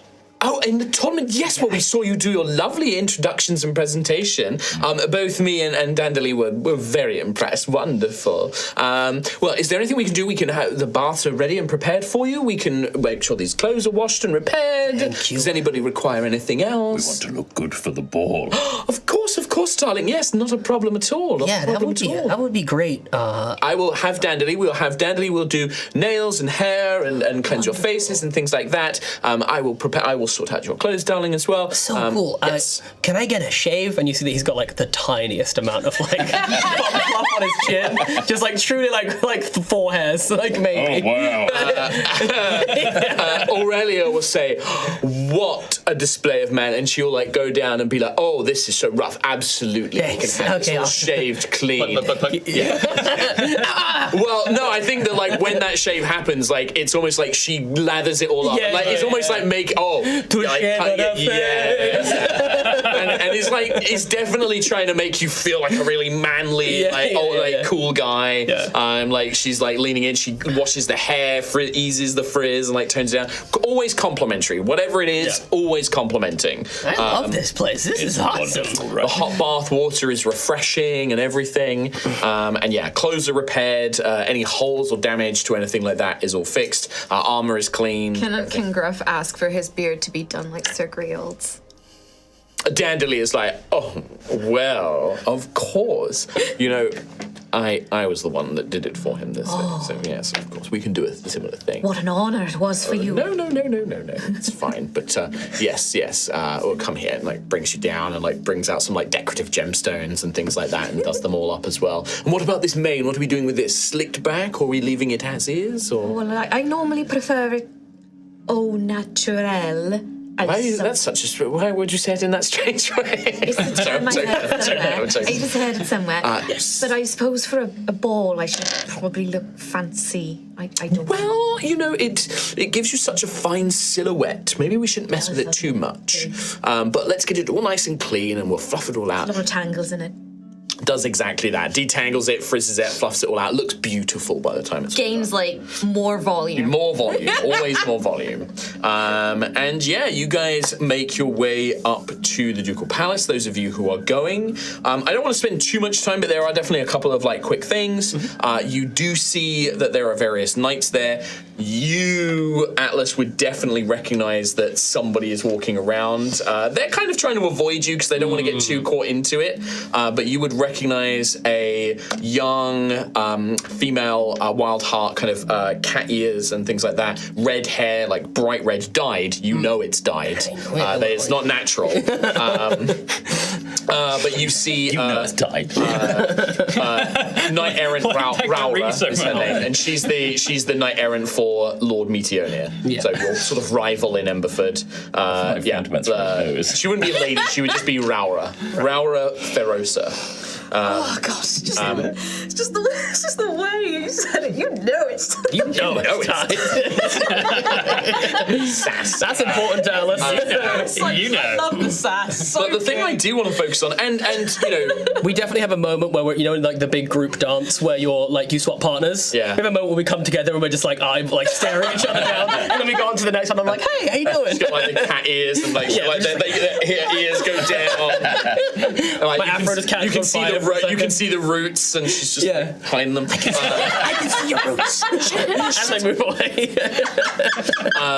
But one thing I did want to single on. So Ophelia, beautiful night of dancing music. This takes you back to Osseous. This is like a grand ball in the Countess's, opulent ballroom that you would remember. There's less skeletons and zombies and mummies and things like that there, but you make do. Yes. And people are in these wonderful evening wear and jewelry, and you would probably be quite the bit of a belle of the ball, you, quite a striking figure, and people want to be seen influencing these influential people around it. And even Lord Obsidious comes up and very gracefully is like, may I have a dance? And leads you to it. And he's like 10 feet tall, so it's swirling you around a little bit, but this kind of very impressive thing. Yeah, Ophelia's just making herself look as graceful as possible, putting on all the airs. Oh, yeah. And definitely very striking. People are whispering about you and your friends and everything else. Daisy and Rowan, so much food. You are just shoveling it into bags. So many snacks. It is a incredible feast. Foreign dancing. Yeah. But you would probably get a chance to play. There are musicians there as well, Rowan, and you'd probably be asked to go up and do a bit of a play along with them and things like that. People admiring the Oh, I lute. couldn't. Okay. 1, 2, 3. But yeah, No people one knows the song. admiring Sostenanto beautifully. The lute is, people always kind of asking you about it and things like that. But Gruffith, you feel out of place in these kind of places, and you get a moment with Sir Griald, who congratulates you and says all these things, but Sir Griald, and he's very quickly drawn away by other things. He's pulled into dances. He's you don't get to spend too much time with him, but he does take a few moments. He knows the beard. He does notice the beard, and he's like, you copied my beard now. But you have this lovely moment. I know it's died. But as you are kind of stood awkwardly maybe at the back as everyone's dancing and you're not quite sure what to do with yourself, you hear this kind of creaking kind of sound as a older female figure. She could be half elf, but she looks human, but there's a sort of timelessness to her. She's older though, clearly in her 60s, nearly 70s, and she has the most beautiful ornate wood carved wheelchair that she's in. Little blanket over her legs, but still wearing armor on her top half of her body. Just a breastplate and shoulder guard. She has an elaborate cloak and also a head wrap, a headdress kind of wrapped like a bandana around. And then she has this hair spilling out of the top of it, decorated with jewels and gemstones and things like that. And you can see that she has, as a scarf, almost like a neckerchief, a piece of black fabric that bears heraldry of Urdaskir, the Black Dragon's province. And she kind of wheels herself over to you. You can see there's still strength in her arms. She easily wheels herself over in this ornately carved and engraved and studded with metal and silver. But it has this kind of a little bit of a kind of witch's vibe to the wheelchair as well, something like a kind of creepy Baba Yaga kind of hut maybe kind of vibe to it. No fetishes or things hanging off it, but runes carved into it and stuff like that. Oh. You are Sir Gruffith of Tremoro, I believe. Oh, yes, that would be me. Who do I have the honor of speaking to? Well, I am one that I believe that you've been looking for. My name is, I am Sir Nora Kell of South Fen. I am a member of the Circle of Loyal Hounds. I've been looking for your order for so long. I apologize that it has taken us this time to find you, Gruffith. We are a rather nomadic order. We do not have many operational barracks or things like that. We tend to go where we are needed or settle down in little villages and settlements dotted around the countryside, as is fitting for folks of an older generation. But I was brought here. It is sometimes we step out to see if there is anyone who is interested or needs our help in our circle. And it was your name has been mentioned to me several times, and I've seen you in the tournament today as well. May I ask, is it membership that you wish to speak to us of? Oh, yes, that would be a great honour. I was told of your order back when I was in my little village, and it just sounded like home for me. Well, if you don't mind me asking, may I ask how old you are? You can just give a vague thing if you don't know exactly. Yeah. You can be like, is Gruffson like in his 50s, isn't he? Yeah, He's I always like figured human older, years, he'd be like yeah. a 50s kind of Yeah. thing. Wild live as long as humans. It's about average, so like, same. yeah, it's about the same, yeah. Like most of the humanoid races, apart You're from like 3. elves and dwarves and stuff, yeah. I don't want to be dealing with no 3-year-old Aarakocra nonsense. But yeah, she's just like, yes, it would make you one of, certainly in our sort of younger members, but you would certainly be qualified to join us. We are a little different to many of the other orders. We concern ourselves with often very local, smaller issues, caring for those who are sick, who do not have anyone to look after them, protecting those who are meek and vulnerable and infirm. Infirm indeed. Seems to forget that one.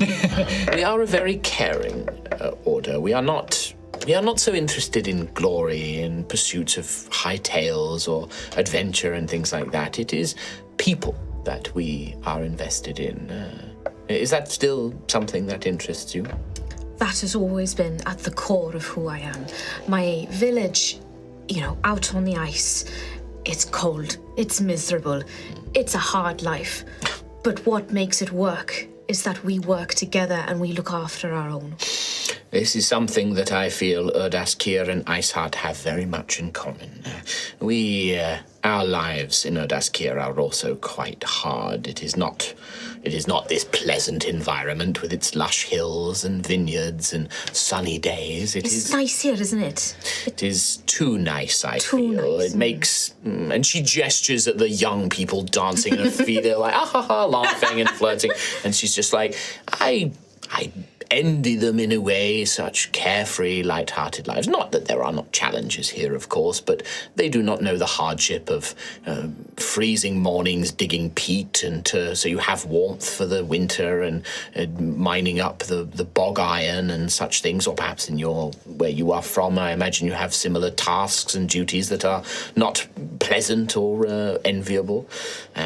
But I feel that is a point on which our provinces are very much aligned. When the tournament is complete, I will remain here until the tournament is finished. I would like some time to consider.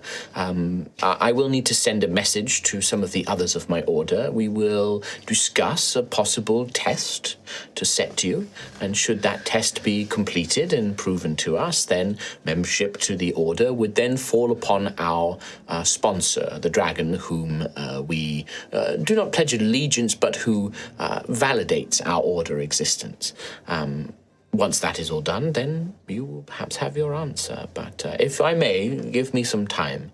Now that you have met, feel free, if you have couriers or magical messages, you may send them to me as well. I am sort of a liaison. My fighting days are a little behind me, but I help the order in whatever way I can, often as a sort of diplomat or liaison with many others. But yes. Also, you are fighting in the conquest tomorrow, are you not? Oh, yes, with the rest of my friends. There is a chance you may go up against my grandson. I would suggest you do not hold back on my account, or believe that there is anything that to be concerned with, that he is related by blood to me. He has chosen a different path, and, I hope that perhaps a sign of wisdom, of age, can be proven to him. He can be quite a little cocky, arrogant arsehole. Right. That just kept going. Yeah. Cocky little arrogant asshole, little bitch boy. Right, teach the young one a lesson. Well, I did not tell you to do that. Of course, I would not. If you would see it fit at any point to do so, I will certainly find it most amusing. I'll bear that in mind. Of course. And she extends a hand up to you. Big paw comes down. She takes it in that kind of grandmother way and sort of pulls you in a little bit and looks at the hand, and she can feel, and she's feeling the calluses. Yeah. And she feeling, Yes, a hard life. Yes, you will be very fitting for the Order, I think. And lets it go. But tomorrow, focus on your match in the Conquest, and tomorrow we will discuss matters further. It was a great pleasure to finally meet you. And to you, Gruffith of Tremor, you should be proud that your name has not just reached my ears, but there were many today who were observing, who found you to be an inspiring source. But knowing that you were seeking us out, I thought that I would come and speak with you. A pleasure. A great pleasure. Try and enjoy this ruckus youngsters' evening, I suppose. It's too loud for my business. I'm going to bed. A nice hot cup of chocolate, I think. Oh, sounds lush. Yes, it does. Sweet dreams. Thank you, my dear. She turns and wheels the chair away, basically. I think after she goes, and as long as he knows that she's out of earshot, Gruff exhales a long exhale, just a little fist, and then he'll look around. Sister Ophelia, a dance. Yes, Gruff, yes! I'd be honoured! He's like, sorry, excuse me. Lord of City's fine. Get fucked. Get away from me, trash. I imagine that Obsidius is too would probably have had to have left you a little bit ago. We can say it's some asshole of a knight who's like, very offended. I'm done with you. For me. Yeah, and then falling with Gruff and expertly dancing the evening. Just before we cut to break, is there anything desperate anybody else would like to do before we cut into? Because I do want to jump straight into the Conquest in our second half. No, I mean, the only thing for Xanthias is to go back to the tavern. It probably ends the episode on a bit of a sad note. But sad bias. I literally go back to the tavern. So, because the entire day, this noble face that he's putting on, trying to be positive and energetic for his friends, that social battery gone. Yeah, we've all been there, bud. And also, it chose not to be at this thing because of his fear of gold dragons. Yeah.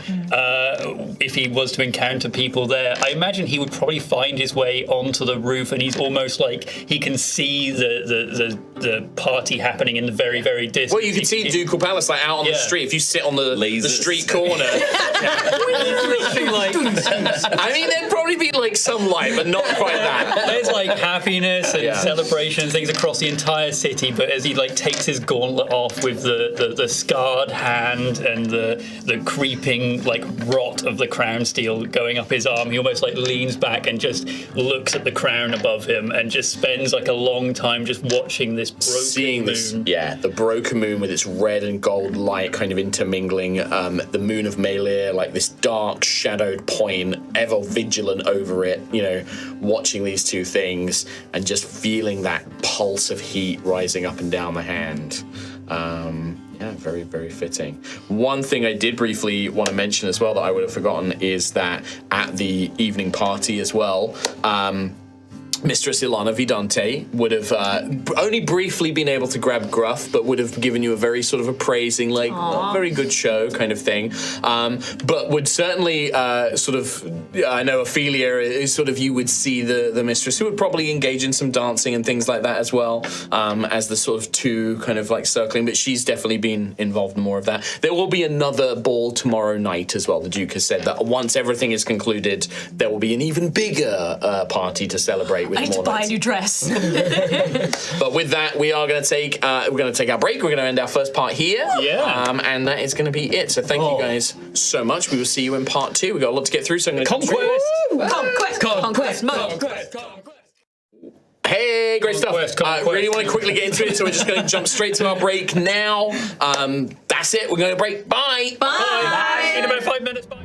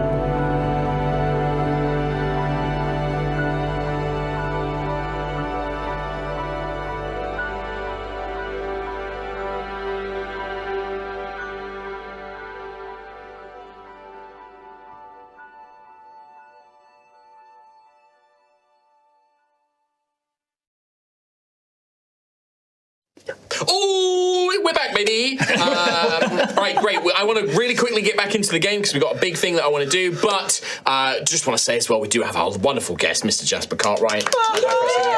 Thank you so much for joining us. Where can people find you, and do you want to talk about any cool things that you're doing? Just check out my social medias, JW_Cartwright. That's where you'll find most of my stuff. I do 3 Black Halflings, I do Rotating Heroes. I'm in a bunch of really cool actual plays and all kinds of stuff all over the place. You get found in all the cool D&D places. Honestly, I was thinking about, like, I'm going to do a post after this and be like, I'm in this, and I'm in this, and it's really cool. If you follow Jasper, you get to see all the other actual plays go on. Yeah, if you want to know anything that's happening. Pretty much, yeah. Like, what, Dimension 20 crit roll as well? You did the Slayer's take.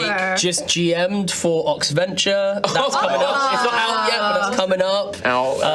Which is really cool. So lovely to see it, man. Like, you are Mr. D&D. We love it. But perfect. So you can go and check that out as well. We are now going to jump back into it. So yeah, we're going to start part 2. Woo, woo, woo, woo. That was loud. Sorry. Welcome back to part 2 of Altheya, the Dragon Empire. Having concluded the first day of the tournament in Ashen Rest, our party now find themselves waking up on the next day and making their way to the tournament field for the Conquest, a team battle that takes place. One of the second most anticipated event of the whole tournament. This brings out many of the aspirant knights, but also the crowd, and much glory can be attained in this as well. Oh yeah. We have, when you arrive, the tournament field and the arena itself is already near to bursting. People are sitting and like standing in places where they probably shouldn't just to be able to get a view. This is a dominant event. If this is the second most anticipated event, you can only imagine the joust is going to be even more tightly packed than this. The teams are all gathered and set ready. In this fight, you will be participating in one single match, and the idea is that you are basically trying to score as many points as possible. As everything is prepared, you watch some of these battles take place as a few hours go past. And the way that it works is the teams are brought into the arena. Duke Ignarius, his daughter Emberissa, and his son Lord Obsidius are next to him, and Obsidius steps forward, and when a match begins, the Draconic Mage casts his hands out, and an illusory terrain is created within him. Oh, that's cool. And it seems to be chosen from a set number of battlefields that all seem to have different names. The Golden Fields, the Ruined Towers, like all these different names that give to the different Rust. the Rusted Villa or something like that. You know? Tilted Towers. But so you kind of watch some of these battles, and the principle of the game is a flag is presented in the center of the battlefield, and then each team is given a barracks or a headquarters or a fortress or something like that with a magical pillar in it. And the goal is to go and claim the flag, bring it back to your base, touch it to the magical pillar, and you will score a point. Okay. You can also still earn glory, so knocking down opponents, making them unconscious, like being knightly and being orderly and all of that stuff will also earn you glory. I am no knight. I'm gonna win. There are also, if anybody does go down to 0 hit points, at the end of the turn, you basically get an automatic healing word, which will bring you back up and into the fight. Now, that's only going to be a small amount of hit points, though, so it might still be worth using your own healing spells, like to keep yourselves topped up, to stay in the fight as long as possible, because you're going to be knocked prone, you're going to have to stand up, you might be out of position. The flag itself, you have to have a hand free to hold the flag. Okay. You can't, it doesn't just magically hover over you, you have to physically. So if you're using a shield and a weapon or a two-hand, you have to decide what you're going to put away in order to carry it. It does count as a quarterstaff as a weapon, so you can fight with it as well if you want to. Cool. Once you have the flag, it is considered vulgar and unknightly to grapple and wrestle a flag off somebody, like oh mine, it's my flag. They don't want that. So the idea is that if you are knocked prone, you drop the flag and it drops next to you. If you're knocked unconscious, stunned, paralyzed, or dazed, which is a condition I sometimes use. You also drop the flag. Okay. If you are disarmed or have any other reason or effect that you would drop the metal flagpole. Right. Metal and stuff like that. Think about how all of those things can work. I am open to creative ideas and things like that as well. Yeah. Nice. Now, this is an OC knowledge thing. The enemy team are going to have something called team actions, which work a little bit like legendary actions. Just to balance it, because you guys are 6 people and I'm 1 person with 1 brain. Sure. So they're going to have like these special kind of legendary actions where they can only do them once each. They've got 6 actions, 1 for each member. If that member isn't on the field or is unconscious, I can't use that action. Okay. So, but they can only use it once. Can we just get a list of those so we can know who to attack? Yeah. So we know who to attack first. Good try. Yeah. Thanks. So, but with that, eventually your team are brought out, and across the field you see your enemy team. Leading your enemy, or not leading it, but sort of stood in front, looking like the commander, like the tactical advisor. You see a very simply dressed splint mail, sort of like a large shamshir, like a curved, like greatsword, basically. Dressed in bald head, little beard, a very normal-looking man. And this is Sir Thomas Cooper. He is a knight. He is a knight of Cauldra, but he is just like a dude. Yeah. But he's a very tactical-minded dude. He's a kind of a strategist. Cool. You also see the rabbit guy, Willow the Wit. The Willow the Wit, the sort of wild heart bunny man, is next to him, sort of like looking around a bit nervously, a bit unsure. Next to them as well, you would see a very well dressed, almost looking like a bit of a nun, like her armor and like her design, a little bit reminiscent of the Ecliptic Order, is an archer woman with like very short, dark black hair, with a bow and a quiver of arrows, and she's kind of looking around. She's introduced as Sister Thorn. Sister Thorn. You also, and this is for Atlas, so many names.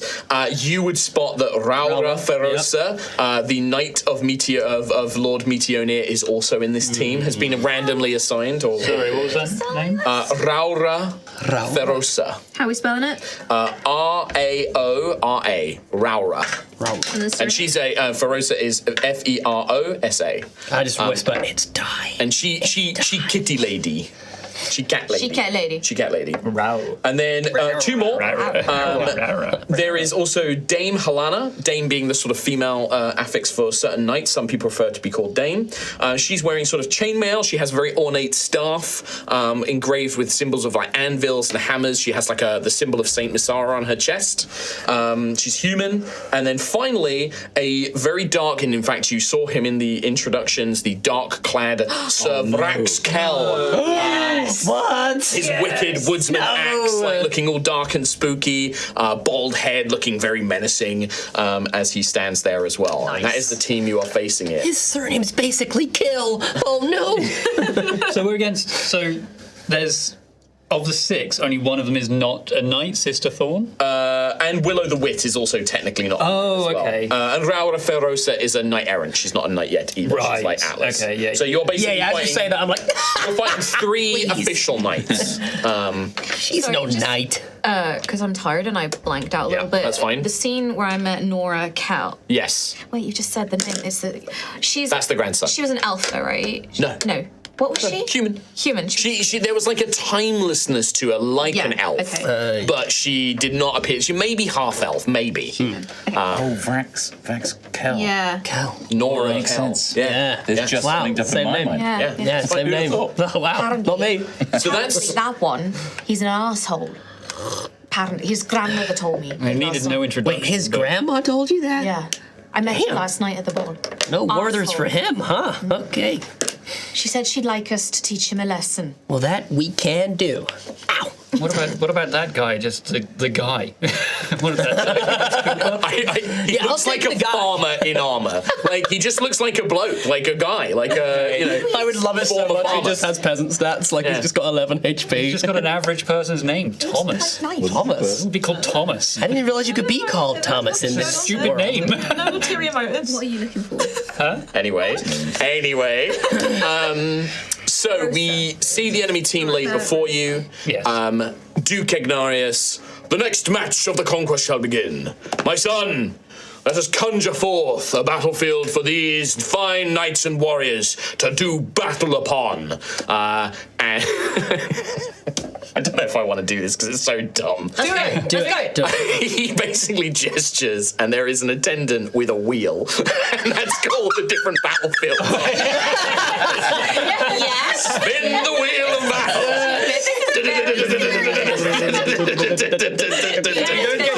You don't get to vote on the map. And it lands. It is called the Gardens of Deathyear, Saint Deathyear, the Saint of Light. As you see, Obsidius is like steps forward. He speaks these arcane words as he reaches out his gesture, and the interior field of the arena. To you, there is no more audience. It's like a grey mist. It's like you're enshrouded in a grey mist. But you see before you a kind of solemn-looking mortuary, like the front of a graveyard. You see trees, these like stone crumbling walls filtered with moss, trees, and ominous statues of Saint Deathyear on either side of a crypt, with a little stone basis upon which is a great flag that stands. 2 mausoleums on either side of the field. You stand around one. There is a golden pillar with like the symbol of Duke Ignarius on a flag there. And that is what we see before us on this map right here. Okay. So any of the things like the stone walls and the stone pillars all provide cover and things like that. They are pretty solid, sturdy-looking things. You can move over the walls, but it's difficult terrain. Same with moving through any spaces with the trees. They count as difficult terrain, like little shrublands and woodlands and stuff like that as well. Okay, sorry, I was trying to work out the distance from the flag, but us to them as as well. They're like 120. They're quite feet far. away. It's about 120. Yeah. Can I ask a question? Yes. How luscious is this? Is this a very like a vibrant green? Yeah, it's quite vibrant okay, green. so not Yeah, particularly flammable is basically what I'm getting. I would say not like, no. Like these trees and things like that, like if the trees get set on fire, they'll probably burn, Sure. but the grass probably won't burn. It's not like a thick grassland or anything. Just have like to check, that. just in case. And with that, because this is, maybe going to take up the entire half of the episode, let's roll initiative. Okay. I'm going to do all of your initiatives first because I want to write this down in order, so it'll be easier for me to manage. as well. Let's start with Ophelia. 17. Do you want to take mine? No. Rowan. 5. Weak. Thank you. I could do much worse than that. Get it right down there. Ruffeth. 19. Nice. 19. Xanthius. 16. 16. Atlas. 3. Oh, yeah. Daisy. Low roller. 21 for Daisy. Right, now I need to do all of the bad guys, and do bear with me, guys. I have got 6 PC. You got this. Yeah, there's a bear with me, but I've got a lot of shit to deal with. You got this. We can strategize in the Sir meantime. Thomas. Let's kill them. What is your dex, Ophelia? My dex is. I do have an idea. I'm going to I have an idea. you an 18 on initiative so got that you beat Sir Thomas. Okay, cool. Ruff may have been fastest. Who was fastest? Sorry. Is it Daisy. It's got to be Daisy? Yeah. Well, not anymore. Willow the Wit. Oh, I meant as in sort of. and you guys. From us. No, in terms of actual speed is what I meant. Oh, actually. Well, I can dash. I'm 35. Oh, you're rogue. I'm a rogue. Okay. Yeah. 30. I'm plus. also about to do something very ridiculous. Yeah, I've got something a little silly as well. I got some spicy meatballs up my sleeve. I've got dash and I Make a have mess of things. have one. Let us sleep. Just ignite it. Yum, yum, Butter up the yum. bacteria, right? Oh, meatball It's on the sub. inside. Oh, man. Yeah. I could murder for a meatball I sub. do right now, really actually. want to. Just produces flame in his own stomach. That'll kill it.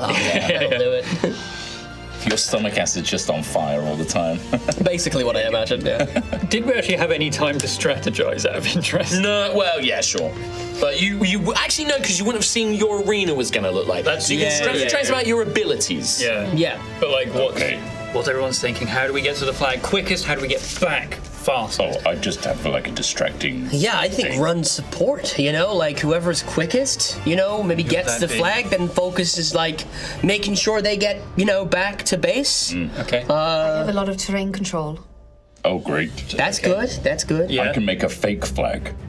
Nice. That's Yes. useful. Nice. So if we block the flag and we're like, oh, it's over this here. one. Yeah. And then Yeah. someone else sneaks it away. Yeah, there we go. Okay. My initiative was 18.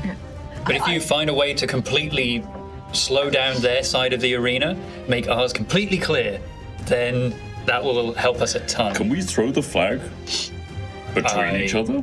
The other person would have to try and catch it. So yes, you can try it. Well, more that like if they fail, it will land pro next to him, and then somebody might be able to run up and grab Does it. it disappear after 5 seconds? I mean, Maybe we'll find it. Maybe at the end of the round, if it's on the floor, it might disappear. Like getting Atlas is like, well, I mean, I kind of do have a, You did that thing. I did the thing, so. I can run up walls and scare the opposition. Yes.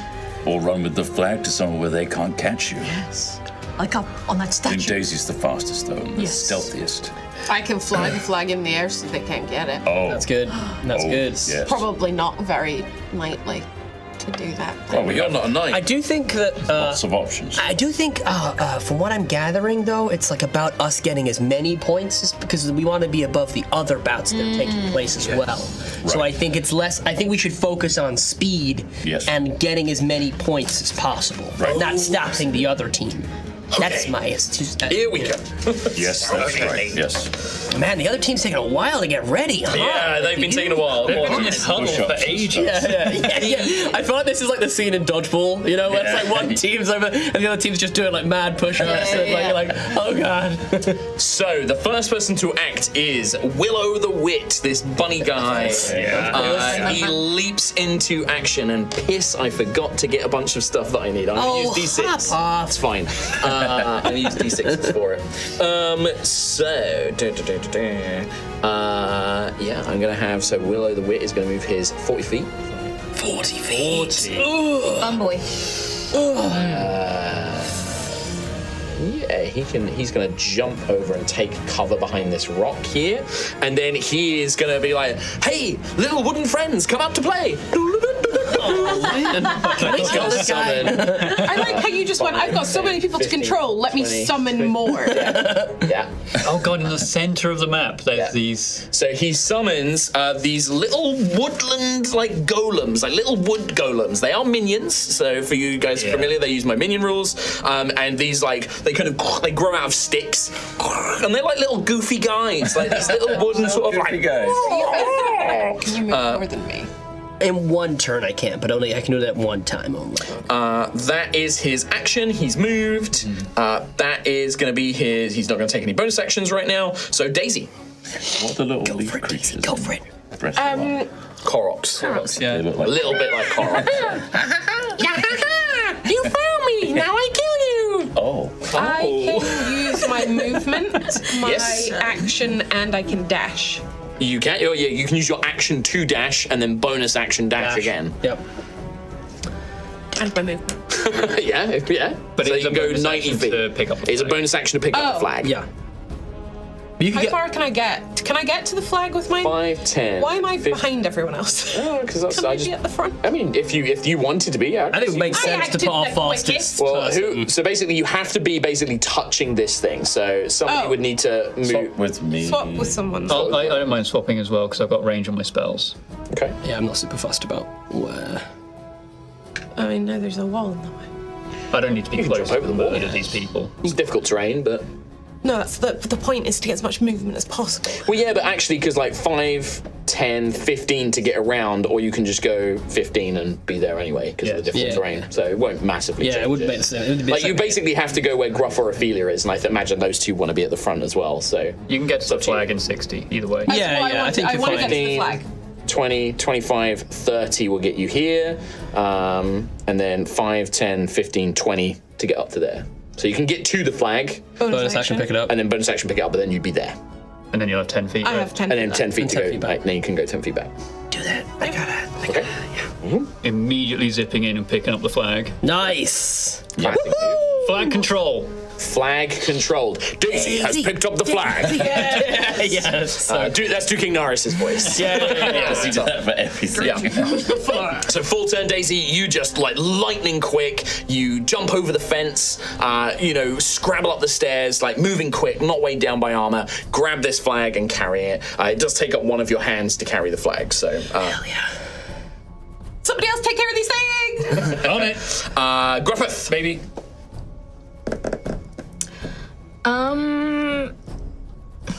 There are two voices inside me. Oh dear. Hey. But how far away are the other team again? 120 feet. Oh, quite far from you. 5, 10, 15, 20, 25, 30, 35, 40, 45, 50, 55, 60, 65. I'd say, 120, 125 feet. Yeah. Okay, in which case, Depending at the front row, guys. I will move up 5 feet. Just 5 feet? 5 feet. Huge. Can I be behind the wall? It's gonna change everything. What, like, you want to move up to here? The wall that was in front of me, just like there. It's kind of occupying that space, so yeah, you can be like there. Okay. And I am going to cast Wind Wall, which has a range of 120 foot. Okay. I'm going to cast it on them. So what is wind? What does it do? So basically, a wall of strong wind rises from the ground at a point you choose. You can make the wall up to 50 foot long, 15 foot high, and 1 foot thick. Shape it in any way, blah, blah, blah. When the wall appears, each creature within its area must make a strength saving throw. A creature takes 3d8 bludgeoning damage on a failed save or half as much on a successful one. There's various things about, like, you can't fire things through it. Smoke, fog, gases at bay, smalling flying creatures. Does a bit of damage, and then things can't pass through it. Hell yes. So this will affect concentration, I believe.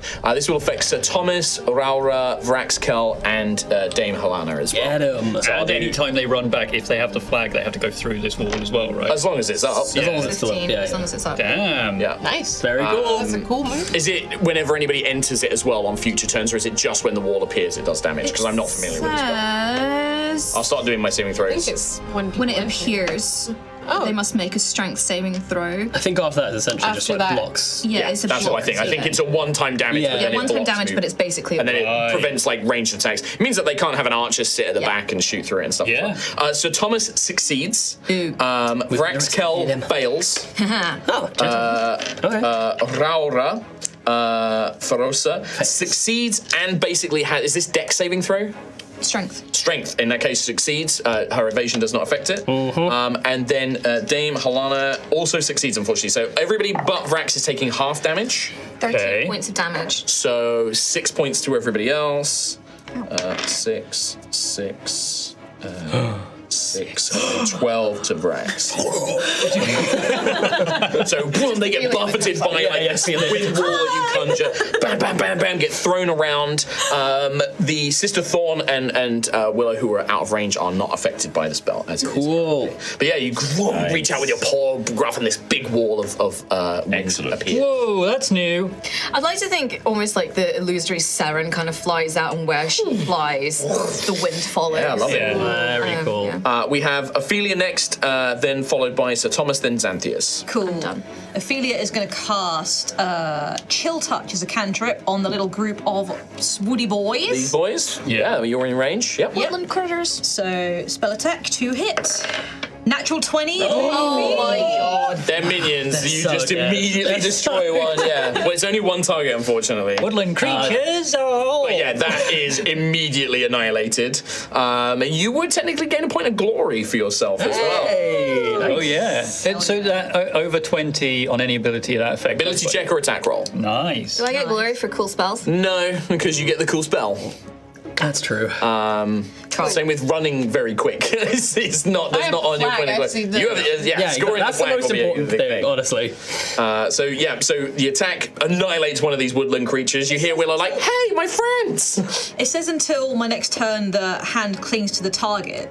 So, if that one's dead, can it then move over to the next one? No, it's only if it if it doesn't kill the creature, unfortunately, because it basically stops them regaining hit Yeah. points. The chill touch. Alright, fair dues. And then Ophelia will move up 35 feet towards Daisy and just run as a defense alongside. So 5, 10, 15, 20, 25, 30 gets you to the base. 35. Oh, 35. And I'll Yeah. bonus action Rage. Bonus action rage. You feel that thud in your heartbeat. Your vision goes red and black as you begin your rage. Nice. Sir Thomas. It's Dude Man. Just a man. He's just a man. Just a normal man. Sure how I feel about Just a normal man. I'm really excited for the normal man high rollers match. Again, The normal man. so many things. Vraxkel would have had advantage on that saving throw, so I am just going to see that to see if he saves any there. He doesn't save any fall. Okay. So you can see that Sir Thomas, he turns around, he's like, right then, you move over there, you do that. And he's given like tactical orders, so he has an ability called Command Aura, which benefits everyone around him.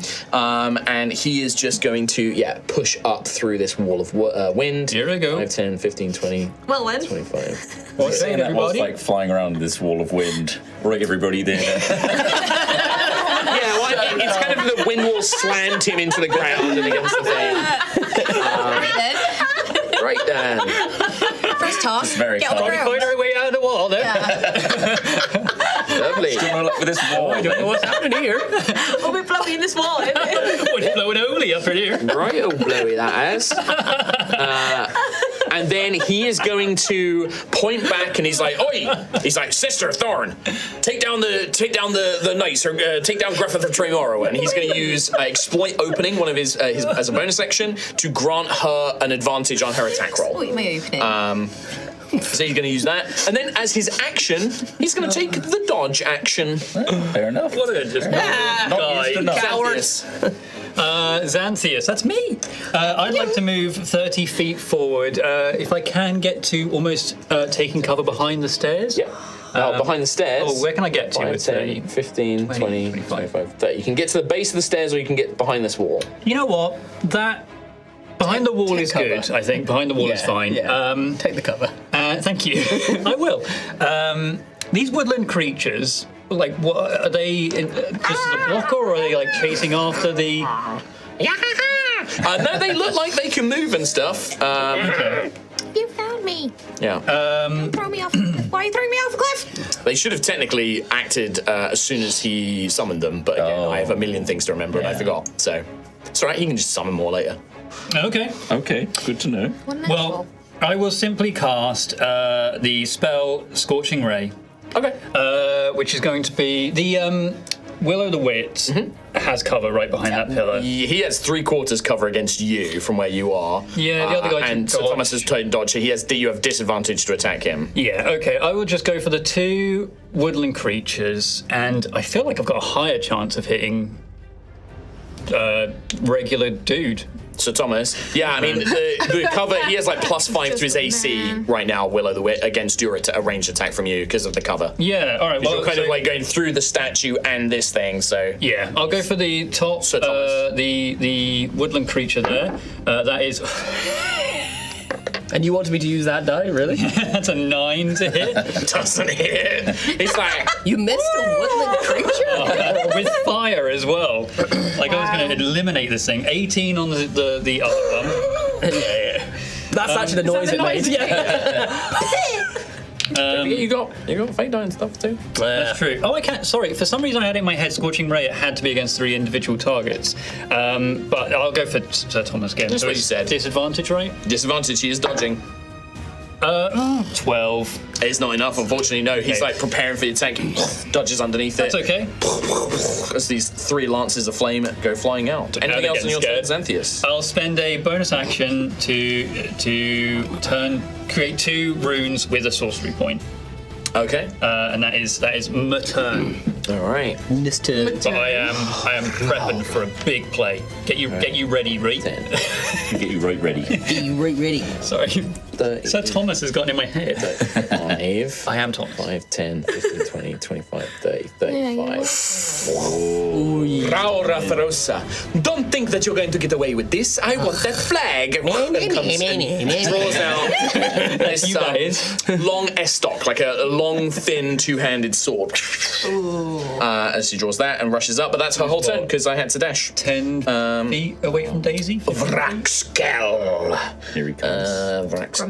Grumpy Here bum comes face. the boy. Here comes the money. 5, 10, 15, 20. 25, 30. He's definitely rich, right? He is going to look at you, Daisy, because you're currently carrying the flag. And with his hand, he reaches out. He's like, "Shadowed flame, come to my aid." And he's going to use his shadow flame. He's a massive edge lord. That is a 21 to hit, Daisy. Yikes. But I think you're going to be okay because it is 10 necrotic. You have resistance, so you take 5 necrotic. Hell yeah. And then he's going to do the same thing to Ophelia, I think, with his second shadow flame. Natural 20! Whoa, there it is. Reaction hellish rebuke. Yes, let me do my damage first, and then we'll do that. So 16. What is the range on Hellish Rebuke? 64. I think that's enough. That was 26 necrotic damage. Do you have resistance? I will have a double check. I feel like Ophelia should Surely, yeah. The two of you Not guys. undead, technically. She's technically not undead, no. She's blessed with underneath gifts. It's all Underneath your moved HP. around. It's all moved around. You can always take it now, and then if you check it, you can undo it. You can take half the damage off later. Yeah, how much was it again? 26. Sorry? Wow. And then I need to make a dex saving Were you throw. raging though? Like that? No, it doesn't half necrotic. God, 26. Damn. Some of the... That's only a 12 on my dexterity saving throw against Hellish Rebuke. Okay, let me have a double check. Was it again? Sorry. What? What was your roll Hellish again? Rebuke. Sorry. 12. Necrotic. 12. It doesn't 13? look like. All right, nice. I take the full damage. 10. Cool. Yeah, it doesn't look like you have resistance to it. 10. 15 damage. Nice. Of damage. So as this shadowed flame sort of critically strikes you, you turn round and the blood that kind of is pouring over your body, you throw it back as it becomes like molten metal, magic, kind of as it kind of coats over him. Hell yeah. Ophelia's throwing it back. I am throwing Perfect back. stuff. Working out some metal. 5, 10, 20, This is the 30. archer, right? Yeah, Archer. I'm actually going to go here to get some cover. Did you pass through the window? Oh, no, It doesn't take any. It's only when it first appears. She is going to take a shot at Daisy with advantage because of exploit opening. That is going to be a total of 20 to hit Daisy. Just natural 20. She did have advantage against you, so she does a little bit of extra damage, unfortunately. But I rolled terribly. 12 points of piercing damage as this arrow flies towards you. Okay. And then I'm going to use her bonus action to dash as well. Cunning action. 5, 10, 15, 20, 25, 30. I've had so much caffeine. I'm like buzzing right now. Yeah. Rowan, you are up. Conquest. Conquest. Rowan's going to go as close to the flag as possible, so 30 feet, which is probably not very far. 20, 25, 30. You can get basically next to Zan. Okay. Hi. Hey, what are you planning on doing? There's a little secret, but once the flag goes back there, I'm going to steal it and immediately score it. Sick. This is pretty good, right? I'm going to touch you. Face. Okay. What are you You're going to get enhance ability. Sorry. Enhance ability. Okay. Cat's Grace. So you have advantage on dex checks. Oh. And you can't take damage from falling 20 feet or less, so if you want to do a big leap or something. Okay. I could throw you. That is useful. Yeah, throw me. I could throw you, Daddy. That's strange. That's great. So dex saves and falling damage. Yeah. Okay. There you go. Very useful. That's my whole turn. All right. Then it goes to Dame Halana. She is going to step forward 5, 10, 15, 20, 25. Wild that I'm last. Can't even... She's going to Atlas? step up.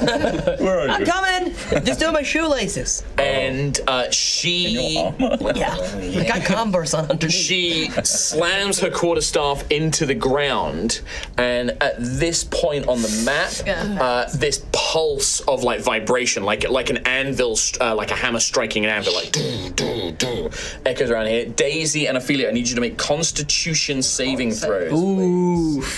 Interesting. That's never good. Use fate. You can. Do you want to spend a fate point? Did fuck all. 12. 12. 16. 16. The 16 is a success. The 12 is unfortunately a failure. Daisy, you're going to take 3 points of thunder damage. You are knocked prone. Oh, then I lose the flag. And then the flag drops. But it drops where you are. So. Right next to Altheya. So, Well, I'm going to roll to see where exactly it lands. So Daisy's Oh, no, my space. movement's fucking. 1, 2. So it drops on this space. My plan's done. yeah. This is literally the It's first a team game. strategy. It's a team game. Yeah. It's fine. It's a team game. I know, I've lost concentration. That's right. That's fine. It's been a long day. That is, and she's concentrating, so she's rhythmically slamming the ground, and that's creating that pulsing effect. That effect remains, by the way, in that area. Oh. So it's like an area around here, but it's like. Is it like 20 So- foot? It is a 10-foot radius, 10 foot. so it's hitting basically this area. So if you go into that area, So does that mean that even when we stand when up, you start your turn, you have to check and see if like it like knocks someone you else down. did come in then? But it's concentration, so she's like dum, dum, dum. Atlas. Okay, my plan's changing a little bit. As the crow flies, as it were, well, first question, is it any part of the pillar it needs to touch? The flag? This pillar here. Yeah, any part of the pillar. Yeah, as long as you get to this space. Sure, but I'm talking about the flag itself. Yeah? Cool. And how far away is it as the crow flies? from Oh, where you're it is thinking now. telekinetically. Oh, So- I see what Well, I was gonna I was gonna Iron Man you, but unfortunately you're no longer holding the flag. 10, 15, 20, 25, 30, 35, 40, 45, 50. I'm going to say, Yep. because otherwise this will be very unfun, Yep. somebody has to be carrying the flag when it touches it. That's fine. So you can telekinetically throw people Yep. if they're willing. It's currently, I think, 60 feet because it's on the one next to it. So it's 60 feet away from the pillar as Okay. the crow flies, but somebody has to be holding it to be And it's able an to action. score And it. it's an action. A bonus action to score it. To but- score it. So a bonus action to pick it up. Pick it up. Yeah. Okay. In which case, So you could throw the flag closer and then have somebody grab it. can I get to the base of the pillar? Yeah, you can. Yeah, you're 5, just around the 10, corner. 15, 5. 20, yeah. Oh my god, Sweet. Jasper. Amazing. I am going to That's absurd. use my telekinetic Yeah. ability. So you get 1 free 1 per turn. One free one, and then I also can Wait, do it wait. again using my die. Points, yep. And I'm going to action surge, so I'm going to do it twice. Because I was going to say, how much can you, what's the 30 distance? feet. So you can move, so the distance you can go up to what, Yeah. 60? And then 30 feet So move 30 it. feet, and Who's then another broken the 30 game? feet. No, you I can only do this once though, because this is my action 20. surge to do it 60 feet, basically. So it goes to there, and, And then you, Bonus action. Bonus action. Boom. Bang! Yeah. there is this spark of flame atop the pillar, Point scored. and a numeral of 1 registers. The flag disappears, and it reappears Yes, on a random random. amount of turns. Yeah. Oh, okay. Interesting. Oh, on a random map. Turns, and turns, by turns I mean like actions in the initiative order. Right. Okay. So it's almost going in in an initiative Yes. kind of thing. Alrighty. Anything else? That's your whole turn, Yeah, yeah. right? That's your So done. turn. So done. So how many times can you actually do just the 30 feet pull? I can do that another 5 times. Wow. Yeah. Okay. But that means I would be using But all of like my once a die turn, for yeah. that, basically. Oh, I see. There's other stuff that I might want to try and do. Yeah. Yeah, no, absolutely. I mean, that's a hell of a way to use that ability. A point in 1 turn. It's amazing. That's really cool. Yeah. But I was gonna Iron you Man do you it? to do it because Can you if do you're it willing, I 30 can do it with feet? creatures. Wow. You can do it again, but move the flag 30 Yeah, feet. and You just can't move it. But I think 60. ideally what I'd do is do it with a person Well, yeah. because I can move a willing What's the creature weight 30 limit? You feet. can move a creature. A creature, willing creature. It says I think it's large or 30 smaller. And it's 30 feet. anywhere or large. Yeah, large or smaller, or or one willing creature other than yourself. Willow the Wit is going to go at the top of the brand new round. Okay. He's like, so Thomas, I don't think we need to probably do something about that guy. And he's pointing at Atlas like, that seems like don't kind of worry about broken, it. doesn't it? Don't- That's like really OP in this game mode. I would love to say for the people at home, I had no idea this was the game. You had no way of knowing. when I picked this. The line of sight as well is like you're pointing at Atlas, but it's like also going right through me to get there. So I'm like, yeah, I know, I'm pretty cool. Yeah, pretty cool. Do something about me. He saw you use magic, though, Xanthias. Yes. And so he's like, I'll try and deal with that guy. He's going to reach out, and a bolt of very colourful Fey-like magic is going to streak out towards you. I have cover, if that helps. You do have cover, yeah. So that is going to be a 16 to hit. So you get +2 from the cover. Exactly. Bam. Yeah, 16 is what I have. You got a shield? I do have shield. It is an attack, so you could shield this. So, do I have any idea of what this actually is? Is this colourful Fey magic? It's similar to a guiding bolt. It kind of sucks. No, I want to save my spell slots for now. So, okay. Yeah. Pretty terrible damage. Was it Fey? No. Fey fire. Fairy fire. Not that. Oh, I made up for the damage roll there. That is 18 points of psychic damage. I rolled 6 points of damage on 4d6. Then I rolled the last 2d6, which was 12. So it was like max the last 2. Well, in that case, I'll spend 2 of my runes to, you can reduce it, to right? reduce this damage by 2d6. You've got lots of tools and options. Yeah. That is. Yeah. So good. Oh, so yeah. good. Wow. Yeah, wow. I reduce it by 3. Hey! I only take 15 damage. points of That might psychic stop you damage. from going down and It around. might do. And unfortunately, like Guiding Bolt, the next attack against you has advantage. That's okay, I'll just attack him then. It's fine. But they'll just. But that is Willow's turn. After his turn, his lone little guy. Oh no, he don't want to go in there because it's vibrating. He's like. Going after Rose? Yeah, he just moves 30 feet. Jiggling a little bit. What's this cute little thing? Yeah, he's like a little. You have to, It's really close. you have to reach down 7.5 How feet. far can you kick him? It takes a whole action for me to bend down. All right, Daisy. So it's your turn. Stand up. You gonna stand up? Basically, want to go back. It's only if you stay in the area that the effect triggers. By the way. Okay. I want to basically go behind cover somewhere. So You can get down past behind there. Yeah, Down that wall. because I've taken a chunky bit of. Yep. So you can get behind this rock. I'm out. And that's like full cover from anybody who's like, well, like 3/4 cover, sorry. Anything else on your turn you want to do? I will. You can also hide with your bonus action That's as well. what I was gonna do. Yep. Bonus so action. stealth check. Hi. After Daisy, by the way, we have Gruff, then Ophelia, and then Sir Thomas. And then 29. Oh, yeah, no one's seeing you. Like, I'm not even gonna bother. Where did Daisy go? She's very... Great. You just it's saw, like, a 5v6 now. She's left the match. She's disconnected. Just comes up in the corner. Daisy has left the match. Furious typing. Where did you go? Sorry, guys, internet problems. My internet went down. Before I do that, I will attack. Sure. Just Oh, then yeah. hide. Okay, I'll do yeah. my bonus action last. Okay. But I will. Yeah, you could just attack and then rush behind. I don't like the look of her, so I will. Neither do I. Yeah, I give me will that attack. throw a knife at Sure. her, maybe. Rao was your frenemy, right?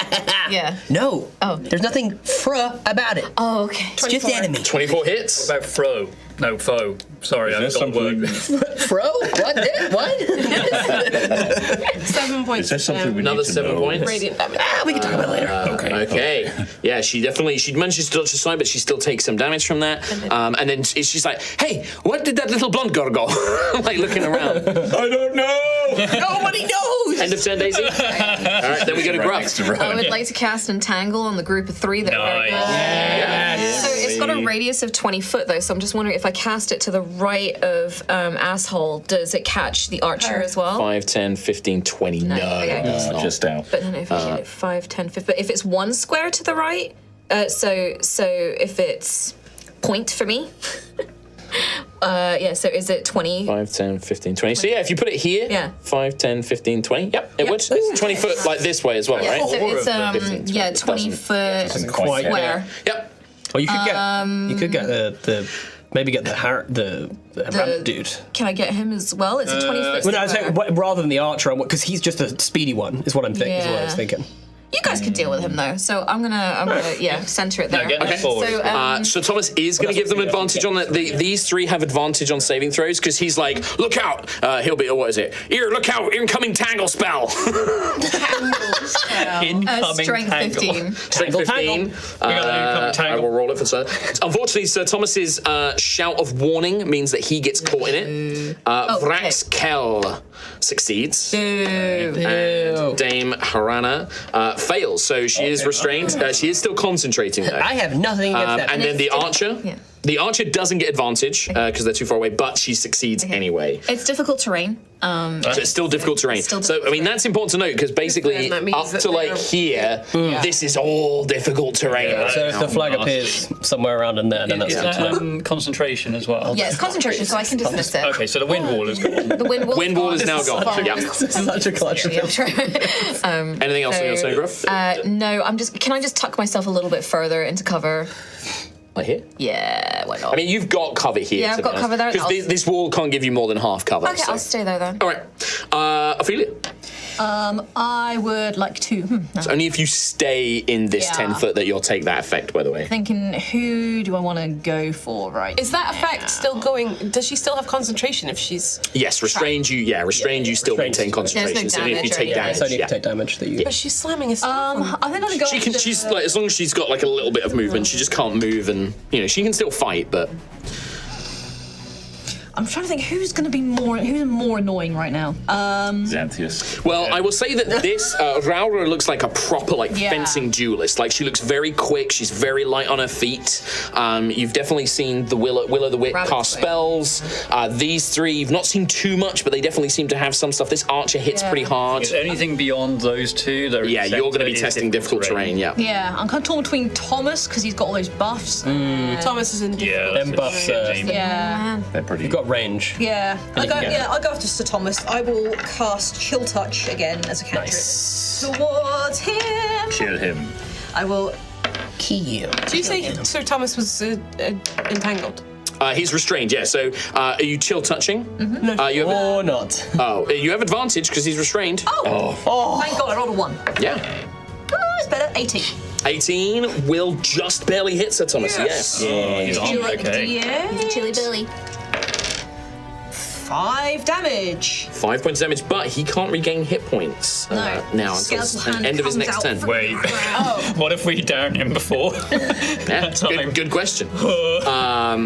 That was your action, Ophelia. Would you like to do anything else? I would like to move. Yeah, because if you stay here, that effect will trigger again. I'd like to move that's a good place. Behind that tree. This one? Yeah, that one there, please. 5, 10, 15, 20, 25, 30, 35. Bam. Easily in cover.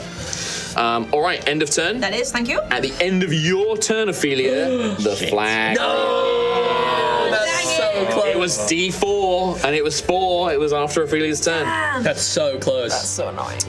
Sir Thomas. Now, Entangle I can break out as like an action, right? I believe. Literally, yes, I just clicked it off. See what I've got.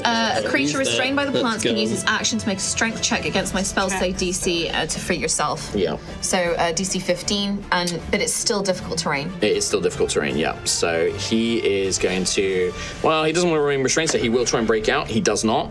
But what he will do is he will call out again, this time to Wit. Here, Wit. Exploit that weakness. Get that big guy. He's going to use exploit weakness to give Wit advantage on his next attack. So that is Sir Thomas's go. Xanthius. How far away am I from the flag? I think I... 5. Well, this guy's technically in that space. Oh, that's a thing. He's the guy. He's thing. a little mini man. 5, Just take a 15, 20, 25, Remember when we said 30. how far can you 30 feet of pass movement you around? can get here. How far can you pass? take your- But you will have to pass through the area of thunder. Yeah, okay. This whole step is basically covered by this rhythmic pounding. Yeah, that's okay. I don't think I can get to the flag then, which is a shame. But I can just murder. So I'm going to do that. Is that a point represent? Oh, nice. Yeah. I am going to spend 2 sorcery points. I'm going to twin my favorite. It's time to go nitro mode. I'm chaos twinning. Okay. It's time for double chaos bolt.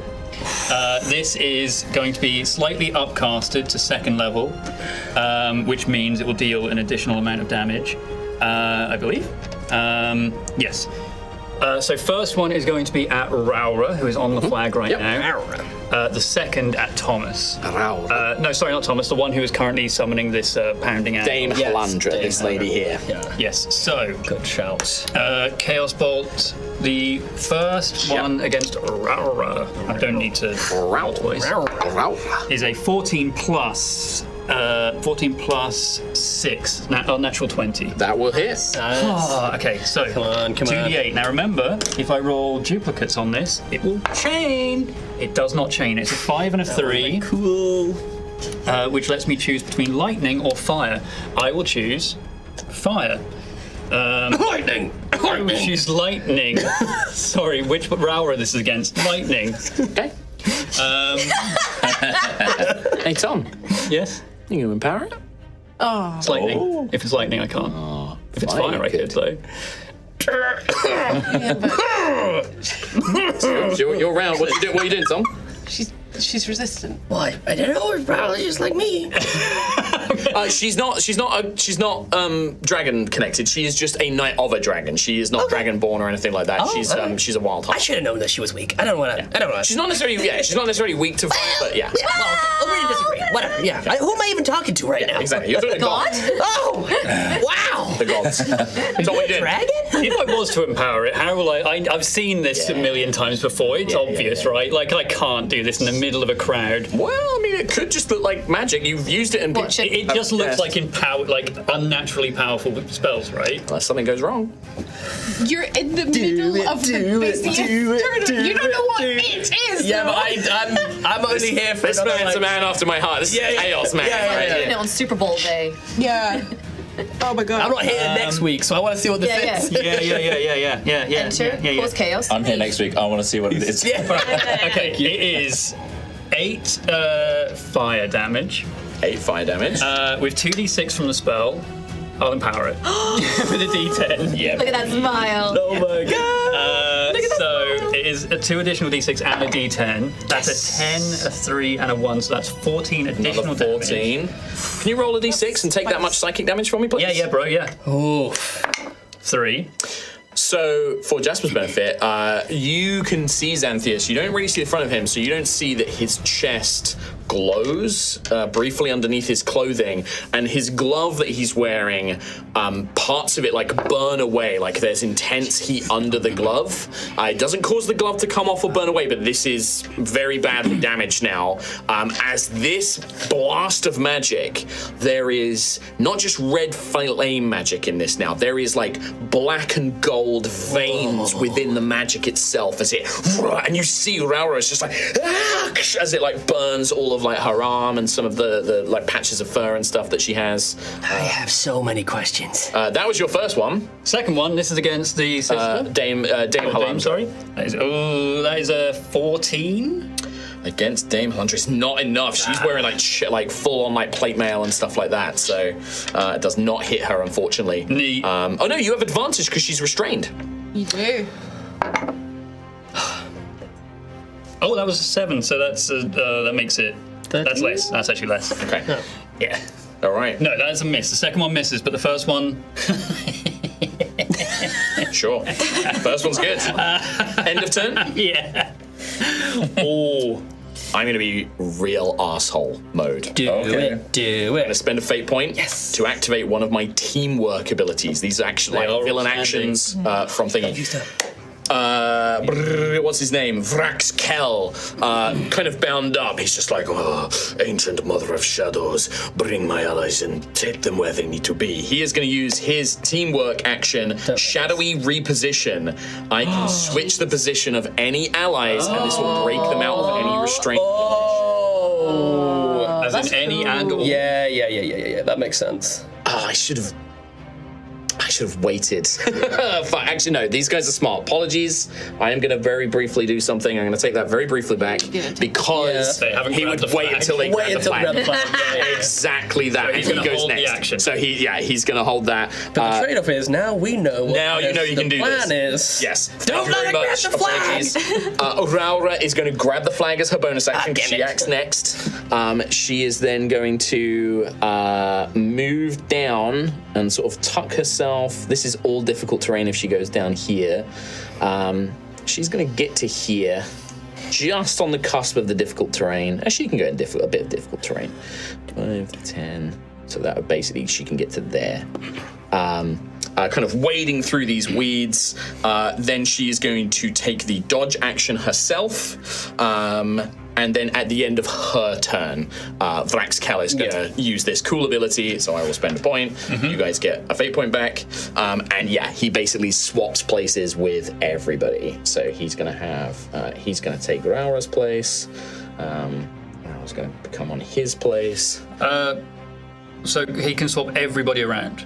Any of his team. Any two, I think. I don't want to give you some assistance here. Yep. He could swap her with the archer at the bottom and she'd be out of difficult terrain. No, she's in difficult terrain. But it is also at the very edge of the difficult terrain. Yeah, but all of this is difficult terrain. Yeah. Because the point was here, so it goes like 20 feet back anyway. Yeah, okay. Yes, I know what I'm doing. Also, yeah, also, what the hell? He does He run around the bottom left of the He does this all the time. Silence! You do you, bro. But the thing is if he switches them, it breaks them out of restrained as well. So But it's still difficult terrain. It's still difficult terrain, yeah, absolutely. Still worth doing. Obviously, you didn't know what these guys could do. So yeah, he basically does this, and all of the shadows of the arena seem to stretch and engulf and almost envelop his allies, and then boom, boom, boom, boom, boom, boom, boom. Very Naruto style, they all teleport and are rearranged in different positions. You need to learn how to do I can't use that ability again now, by the way. That is done. That's a one and done. Okay. So that is at the end of Raura's turn. Then Vraxkel will take his turn specifically. And he is going to 10, 20, 25, 30. He's going to move up here, and then looking at you, Gruffith, with your concentration to try and get rid of that difficult terrain, he is going to shadow flame you. Entangle is it concentration? Yeah. Is it? Yeah, because I it thought keeps up the difficult terrain. Yeah. I thought the difficult terrain was just there. 19 to hit. That will hit. That will hit. 8 points of damage, but then that is a concentration check, DC 10, to see if you get the concentration. Come on. 12. Yeah. 12, you succeed. Second shadow flame. Only a 18 to hit. That hits. You haven't got I a don't have one one up, yeah. 5 points of necrotic damage and another DC 10 concentration. 19. 19. You're maintaining this up, so they're in the thick weeds of it, basically, as he blasts you with this shadowy flame magic, trying to get a strong hit on you.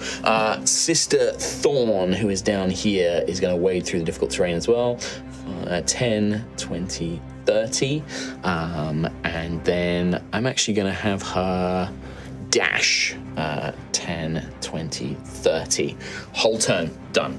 Rowan. How far is the flag from me? Is it within 5, 10, 15, 20, 25, 30, 35, 40, 45, 50, 55. But some of it's difficult terrain. Yeah, some of it is difficult terrain, but if it's a who's spell holding or the something. flag? Raura. Raura's going to get phantasmal forced. Yes. Yes. She thinks this flag has turned into a giant anaconda. I do get to make a saving throw first, I believe. Yes, it's an intelligence of 15. Intelligence, not her strongest stat. Yeah. She looks up at this thing and is panicked to see this flag has now turned into a giant snake. On her turn, she will drop it because she believes that to be real. Okay. I have delayed them by like one turn, but they dropped the flag. I'm going to say she drops it immediately. I'd say it's a free action. She just drops the flag because it would make sense that she would just go like, oh, and like drop it and let's see where it lands. She actually like hurls it away from herself. Yeah, she basically throws it down on the ground right in front of her. Okay, not towards. And it's backing away for like pulling out like, oh, what did they do? They transmuted it, and like throwing her sword down. I'm gonna just move 30 feet forward and take this attack of opportunity. From this little guy? Yeah. 5, 10, fair. 15, 20, Towards the archer. 25, 30. This little guy. No, excuse me. 19 to hit. Oh my god! Yeah. 1 point of damage. Oh. Oh, good job, buddy. That is me. That's you done. Then we go to Dame Halandra, which is she is down there. Wait, that's concentration. I'm gonna roll for that. Oh yeah, it is. Yeah, DC 10 damage, concentration on the Phantasmal Force. 14 plus, yeah. Oh, yeah, you're fine. Ankle biter.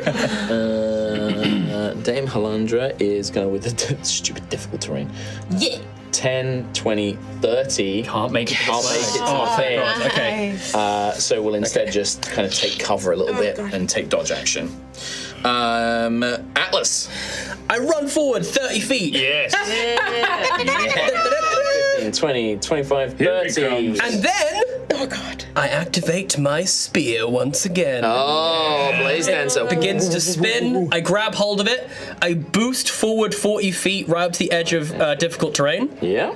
Taking opportunity attacks, and then I activate the jump. You don't take opportunity attacks when you do this move. Yeah, that's what. Yeah, but then I take the jump. Yep. To 20 the feet. final 20 feet to Raura, attack her with the attack, and then bonus action pick up the flag. Look at this MVP coming in. Yeah. It's insane how clutch these are. Yeah.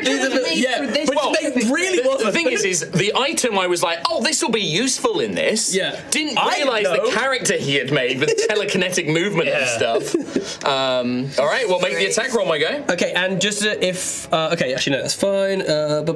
20, so I get extra D. Okay, yeah, I need to hit first though. Let's try and hit. Which is there like, fate? you're doing great. Yeah, let's add a fate for sure. Yeah, let's add a fate because I definitely want to hit. There's one attack, Don't right? smile like that.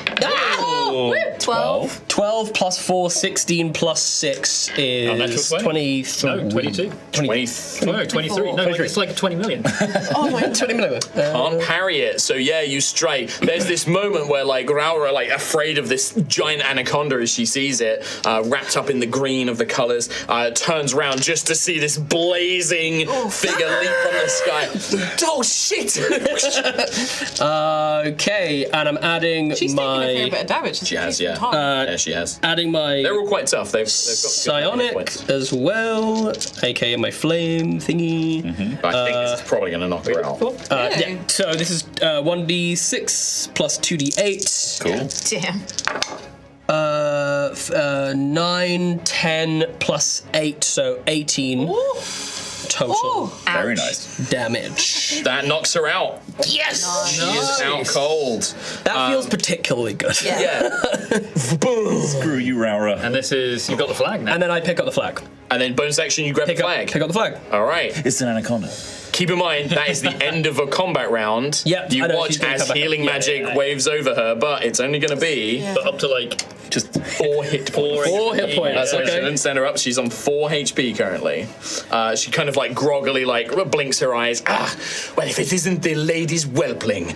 And she's going to look up at you. That whelpling just kicked your ass, so Willow the Witch. Willow the Witch. I am now the target of every attack. Yeah, you are. You are. I'm basically thinking like I might get my butt kicked, but like if I can stop them getting the flag this round, that's essentially It's what in I was your going hands, for. but you are in the it's middle of harder all for of them them, to yeah. get it. strong. Willow is going to use his bunny hop, which you don't get an attack opportunity against, unfortunately. And he'll jump. Is that just because it?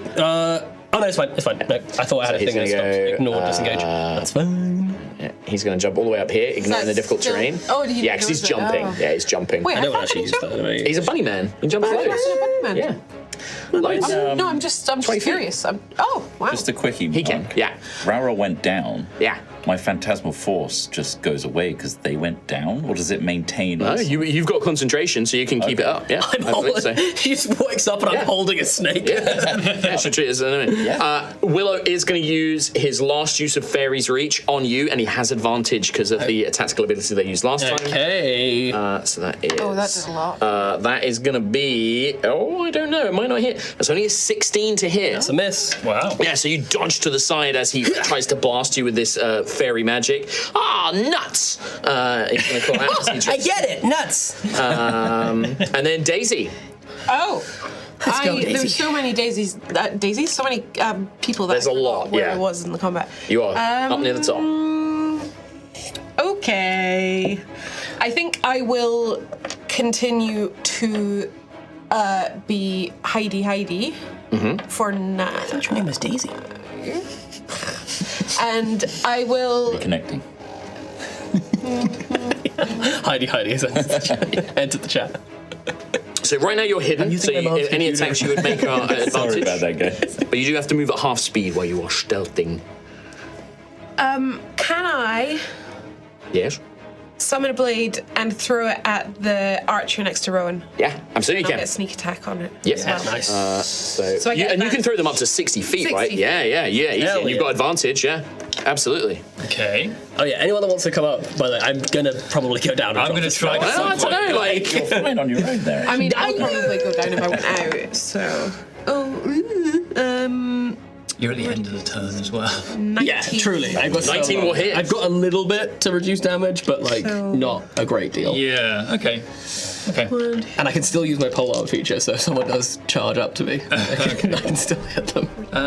17 points of radiant damage. I probably 17 points to Sister Thorn. Yep. As this, you are now revealed as you poke out from around, and then boom, throw this blade of light into Sister Thorn. She's like, like looking at it, almost like holy light. Then I will hop over the wall and duck down. Yep. nice. And hide. Yeah, as yeah, my you can do that. I'd say if you try to hide here, they No, would I'll know move where you are. and But I'll if you hide. move, yeah, absolutely. Yeah. Right, make your stealth check. I'm just going to quickly grab some box of things so I can track some stuff. Ooh, Okay. what's the thing to track some stuff? I like boxes. I'm next and I can't decide what to do. Yeah, I'm trying to think of a way to get you out of that mess with the flag. Can you burrow like a mole and then go right underneath the entire map and then pop up Yeah, I think next that's to Atlas? definitely yeah. No, Just mold earth spell or something. That'll do it, right? Yeah. I didn't prepare that today, unfortunately. in D&D. There should be. There should be some Especially if there's bells. Yeah. There are some things now that have like a burrow speed. Yeah? Yeah, it's a couple of We need creatures, I that. think. Yeah. He's rattling through this box. Sorry. That's a big rattle. I'm sorry. What'd you get in your stealth? 23. 23. Okay, I don't think anybody's got a high enough passive, so I'll have to make some active rolls. Okay. They're all at the bottom, the things I want. You don't have to use them, especially if they're bad for us. Yeah, if they are bad for us, then I think it's Then don't Yeah, worry what are about you it. doing if it's bad for it? Like, stop doing bad. I want them. Bad. Don't be bad. It's good for me. No. I want them. No. Well, too bad. I'm God. For podcast listeners, sorry. Yeah. Like that. Rummaging.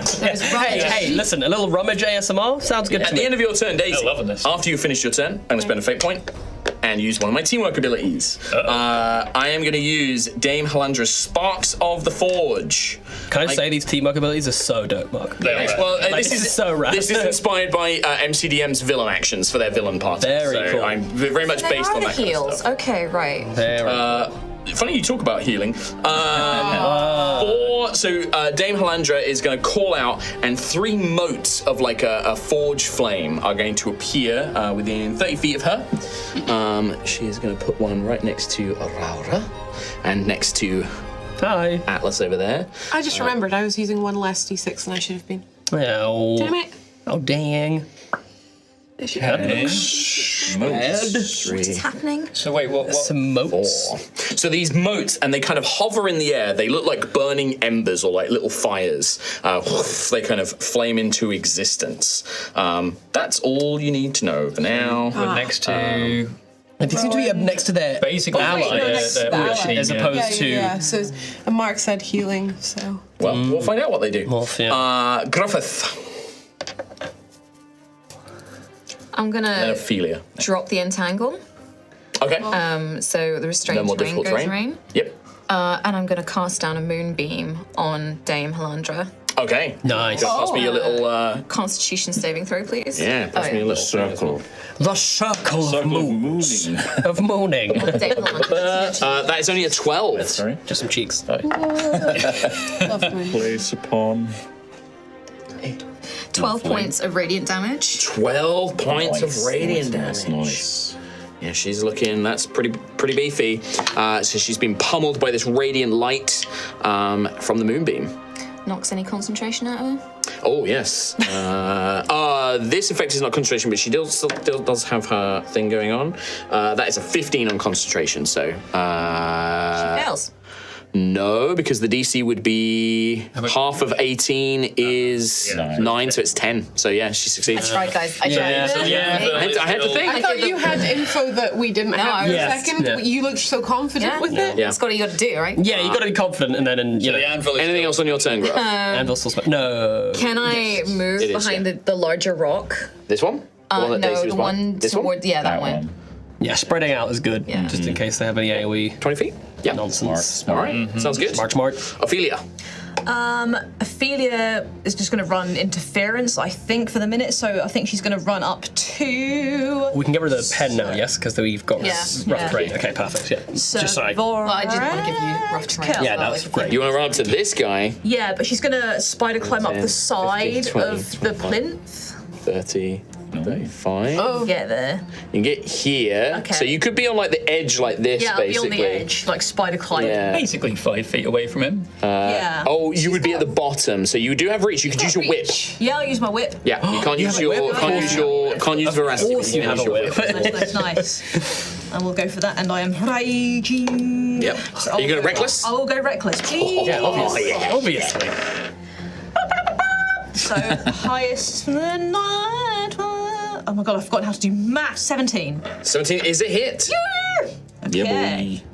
So that is 2, 3, 4, 5, 4, 5, 6, 7, 8 damage. 8 points of damage. I am going to use his Shadowy Rebuke, which is basically Hellish Rebuke. Oh, dude. Dexterity saving throw. So the exchange of rebukes. Do I get advantage? Because You danger sense. Yeah. Yeah, you do. Yeah. I need to what is that? get you out. One? Yeah. Oh my I god, know, it's not don't going worry to about getting me out help. there. 7 is my highest. Oh, really? Yeah, Unfortunately, one of the five. that is a failure, I'm afraid, my dude. And that is going to be 21 necrotic damage. I rolled 10, 7, 4. You what the? I mean, 21? Sorry. Who 17 plus 4? That guy, that was a hellish rebuke. Savraxis. 3d10. That was just One. thought you were on. So like you whip up and catch him on the leg, and he just leans over and just blasts you with shadowy Holy flames. crap. Yeah. Like Kim said, you are on 1, but you are on 1. It's still That was a reaction to your attack, by the way. Yeah. Do you have anything else on your my turn? That was word. your move, action. Bonus actions, but I could try and form of dread this dude.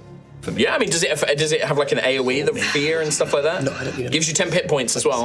I mean, it gives them fear on a hit. So, Oh, okay. Yeah. But I could do it for the 10 HP, which Yeah, and then it continues. So if you hit somebody later, you can make them frightened yeah, as I'll well. fear of dread then for the 10 Okay, HP. so get your D10 and then get your 10 HP. Oh, nice. 9 temp HP. 9 temp Okay, HP. nice. Nice. But then I guess I'm still standing. All right, so Thomas's turn. He is going to move through this flame. He doesn't actually need to move through it as long as he starts his turn next to it. This flame disappears, and he's going to regain some hit points. Pee pee poo poo bum face. Yeah. Beep, beep, boop, boop, boop, babe. It was just a natural reaction as well. No thoughts, head empty, that's all there was. Yeah. That actually, heals him to full. 5 feet with me. And then he is going to spend his turn. Look at these strategizing. She goes before me, then she goes Ralph, give me order. He is going to come and engage Atlas. I give it to her. Here, you fight pretty well. Nice job, you. This feels like a strange reward for being good. Sorry, that was cocked. That is a natural 1 on his first attack. Okay. He does get to make 2 attacks. You don't fight so well, I guess. Natural 1 followed by a natural 20. Welcome to our table, Jennifer. I'll use this new one. Give me one of yours. I'll use I'm not that. complaining. My damn mouth. Crit me on You had the to show me This is the now. second time I've been crit on in 2 days. Yeah. That is going to be 19 points of slashing damage. Does the voice overhead be like, that's a critical hit? A fine blow. Ow! Oh! Ow! Cool. That was not fun. Did he move into my area? He did. He did, yeah. Do you want to make a reactionary attack? Absolutely. Yeah, of course I do. Yeah, boy. Yeah, Boy. Okay. I'll actually use the flag to punch him in the face. You are holding the flag. I'm holding the flag, Yeah, and it's still classed as a staff. Yep. Him in the eyes. Yeah, so I'm gonna... Yeah, it's a quarter staff. Natural 20! Would this have been before his attack? Yes. But I don't You think... could potentially, if you. But I don't think I won't kill him. There's no way I could kill him. Right. This guy's also, he just healed himself to Yeah. He hadn't taken that much damage to Thomas. Max your damage and then roll them again. Yes, well... Well, yeah, so max the dice, then roll normal damage. Okay, well, I'm using my psionic thing, because it doesn't say that I have to do that Yeah, on and my you turn. can max that, by the way, as well. Yeah, It's additional damage amazing. like paladins might and stuff. So that'll be 8 on the core 1, staff. 6. So this is... Well, I 14. still got my shield, so it'll be a D6 for the quarter staff, a D8 for my psionic. That's right, so 6, so 14 So currently yeah, on the 14 dice. currently, plus 5, plus 3, so plus 8, so Then roll these 22. 22, then Flat, roll those and again. then I roll these dice. And add that, yeah. man. 22 plus these is a big hit. 4, so 26 26. points of damage. Good job, he just healed himself. As he like comes towards me, you just see the fire coming out of the Yeah. back of the flag. And I'm like holding onto it, like, wait, now, And like you slam him in the mouth, and he like reels back. He's like, bloody good hit that. Ow, bloody good hit that. He said, like, here, you fight quite. Fucking hell, mate. Wait for me to get close. There you go, whack me. Hell yeah. Yeah. That was great. Great stuff. Yeah, that is some Thomas's turn. He's moved in. Xanthias. Oh yeah. Okay, so I want to move 30 feet forward as much as I can. I know I might provoke opportunity attack from this little woodland core thing. Nerd. Yeah, 10, 15, 20, 25, 30. Get just behind me. Yep, I will do that. Go for it. He has advantage because of the previous guiding bolt attack. Oh yeah, that's a good. That's a good way to of use all, it. Yeah, of all the creatures that could have advantage. Yeah. 13. Doesn't hit. Oh, yeah, misses. Yeah, there you go, perfect. You hear Will of the Wit like, oh, Bumbly, no! Not you! Oh, it's him as well. That's so perfect. Hoisted by his own petard. And I am calling to Atlas to find some way to get to me, either to throw the flag to me. I'm like waving over to you, like find some way to get to 5 feet. Pass to me! Pass to me! And I'm going to start concentrating on a spell. Tell me the spell, Thomas. Why? Because I'm God. Why? Yeah. I'm not going to ruin your plans, dude. It's lightning-y. I'm concentrating on Thunderstep. Great. If he gets to 5 feet You within then me, Thunderstep. I am. So you're ready in an action that if he gets close to you, you're going to Thunderstep. I'm also saying to Rowan, hey, move out 10 feet away from me. Oh, why? The thunder is like rumbling. End of your turn. End of my turn. I'm just going to hold on to this concentrating holding spell. Raura is going to stand up. And she's going to get healing from this. moment Nice the of you to forge. join us. Not that much though, only another 8 points. So she's quite wounded. But now properly she's just like, oh, finally I can do something. And she makes 3 attacks with her. She's a duelist. You gotta hit me first. Oh, and apologies, I'm going to use a bonus action first to give herself advantage on the first. That is going to be a... blimey. 26 to hit. Yeah, no. Yeah, no, that is. That is going to be 12 points of slashing damage from the first attack. Ouch. The second attack is a 21 to hit. This is bad. He's not. That's 7 points of slashing damage. Hold. That is a 26 to hit again. Yeah. He's out. Well, maybe not. Well, I rolled a 1 on the damage. 5 points. However, you are up, but if she hits with all 3 attacks, you are dazed. This means you can only take a move, an action, or a bonus action on your next turn. That's fine. I only need one. That's all you got. So you're like stumbling around and she's only need one. whipping her blade around. That was crazy. Well, I got some bad news for you though, because up next is Vrax, who is going to heal. Bum face. And he is a pee-pee boo-poo bum face. Yeah, but I used my reaction for the polearm thing, so. And I'm glad I did. That was a lot of damage. So it goes down to 27 damage. He's seeing all of this, is going to turn around and he's going to use a shadow flame on you because he can see how weak you are and you've got the flag. That's true. That's true. That is going to be a 14 to hit. Nope. Dodge to the side. Second shadow flame. A 3. He misses on. Dodging to the side. I am living a child life. Oh my word! If I somehow get out of this with the flag, it will be a miracle. In fact, I'm not even going to try and leave now. I'm just going to throw it, basically. He's not moved yet. Gruffith. You are over here, near a terrain feature. Where's Gruffith? There are shadows.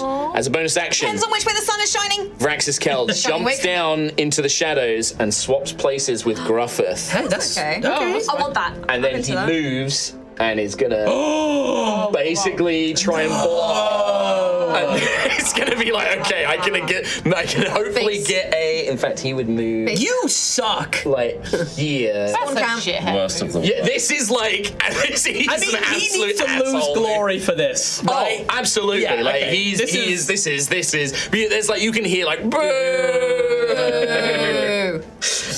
As he does it, yeah, absolutely. Literally. Sister Thorn is gonna take this healing as well. Damn. I was hoping Ophelia could run into it. I don't think it would have worked on another. Worth a try. Don't work on you guys. Worth a No. try. No. What if I run and go? She's gonna cunning action disengage, and then she is gonna take with her 2 shots. She's gonna take 1 shot at you with a bow. Yeah. Let's see which. There's no way. I rolled a 4. You talk about my 20s, but I roll bad sometimes. I think it's just a narrative die. I think it's it's the like most interesting narrative thing. What was the second don't use shot that. though? Oh, is it 2 shots against me? 2 shots, second attack. Here we go. This is gonna hit. 2. That's 4 hits in a row. Because they know the You're like spinning this flag around. All disguised. All right. Stop trying to hit me and hit me. Stop trying to hit me. When is your turn, damn it? When? It's like not for age. I've still got so much more to get through. It's pretty close actually. I think I've got 1 more of their goes. So Ophelia's on 1. Basically, it's Rowan, Dame Halandra, then Atlas. Just to clarify as well, like I'm pretty sure that if one of my allies wants to grab the flag from me, I can pass it on. I can pass it on. Yeah. Okay. You're willing. You can just willingly pass it. I'm literally like They have to use their bonus action. holding, holding the flag out. Like, oh god. Someone else could take it. Bonus action healing word. 3 for you. 3 points. 3d4 plus 4. Oh, that's better than 3. Yeah. I was like 3 points. Oh, cool. Yeah. That's awesome. You think it's not that underpowered? 13. 13. That is definitely. It might take 1 hit. Yeah, for sure. That's my bonus action. As my action, I've already cast a spell now. Cool. Carry on. I'm gonna move away from Xanthias towards the archer in front of me. Okay. And just do a classic attack. Yeah. Longsword. Okay. Just to keep them preoccupied. 18 plus yep. Yep, that will hit. 18 plus yep. 18 plus ouch. D10. That's a 10 plus 1, 11. 11 points. Yeah. 10. Yeah, That's a a 10. strong blow. She's got her bow out. She's dodging to the side, but you managed to like put her on the defensive. Hello, I'm having such a good time in the tournament. Are you? Yes, I suppose so. Quite a rather. Have you been to the stands? No, not yet. I thought I might do the archery competition. The hammer game is amazing. Yeah, you have a lovely conversation. There's someone in the crowd that's like religiously watching you. I saw that happen. The hammer. Anything else on your turn, Rowan? That's it. All right, then it is Dame Halandra's turn, who starts their turn in the moonbeam. Please. So saving throw from me. Isn't it? Hold. Yeah. Hold. Diamond hands. Failure on the saving throw. 9 plus 4, 13. Well, 13 points. That takes her to 21. 31 HP damage taken. She's close. She's hurt. Really hurt. But she is in range. I'm so stressed. Oh no. I'm so stressed. So move up here and with a quarterstaff, the forge staff. Live! Survive. 14. Okay. Not that I think it's going to matter, but she is going to. So when she makes an attack with a forge staff, she's going to grant. She's going to grant Sister Thorn a +1 to the AC until the end of her next turn. So as she strikes, she's like pulling shards of like forge magic and throwing it almost like armor around her, basically. Creatures within 10 feet. Atlas. Perfect, yeah. I cannot believe. I cannot believe. Unbelievable. But I'm still you are alive. dazed. Yeah, So you that's get fine. a move, a bonus, or an action. That's fine. I'm literally just going to use an action. Okay. Please use all the Are you a willing creature? I am extremely willing. I'm holding on to this spell. Okay, I am going to Iron Man, my guy, 30 feet to me. Okay. Flame appears on his feet and hands as he goes, and basically gets bounced over to you. And My held spell was Thunderstep, which I want to use when the flag gets to me. I can move a creature with me 90 feet. And anything they're holding. Yeah. And anything within 10 feet of me takes 3d10 thunder damage, which is their entire team. It's going to be all three of these guys. Sister Thorn won't get hit, but these three will get hit. Oh my god. I fly through the air towards him, like, I'm like, our fingers touch, and then a thunder pierces through the air. What is the saving throw? It's a Constitution saving throw to everyone in there. So Thomas will give them advantage. Yeah. I'm going to go to their flag. No. So Thomas succeeds. Okay. They do get advantage because Sir Thomas is there. Damilandra fails. Halandra fails. Raura succeeds. Okay, it's still half damage Really to anyone. Yep. There you go. So that is 7, 11, 14 damage, 7 to anyone that saved. Nice. That's awesome. 5. The thunder That can be is heard. such a badass. No wonder. turn. Yeah, you guys keep strategizing. They've been like, Think about it for a while. The thunder can be That heard. actually knocks Dame Halandra unconscious. Glory point. That's a glory point. That's a glory point for you. Oh yeah, did I get a glory point for knocking over You would have Raura? done, yeah. I feel like you definitely need a glory point for this action. Because that's absurd. And assuming you would like to end up over here like 90 this. feet away, we end up at the tower, and you are with the flag at the tower. Now, I only get one of a action, bonus action, or movement, so I'm done. Still. You're done. Perfect. At this point, because we are at the end of the episode, next turn, I would technically have a whole turn to try and get this flag off you, but you are one ahead regardless. So at this point, because we won't have Jasper here next week, I'm going to say that this is a victory. Yes. It would be, technically it'd be Willow the Wit's turn, then it would be you. So I would have come around and You could come around, take the flag, and then touch it. Absolutely. Yeah. So Hell yeah. guaranteed Guaranteed point. Flag capture. Two ahead. Yes. Let us imagine that the battle plays out. I still had 3 more of those actions I could have done. Like, I'm sure maybe I might have been able to score 1 point. But you guys are Iron Man. victorious. With Power duo. That was the two semi-dragon balls. Like the scaled hands touch, and we just thunderstep them like when Xanthias has just been concentrating, he's just standing there looking like he's going to shit himself. I'm like holding on to this lightning, this Me too. thunder radiating from like me. vibrations building around you, yeah.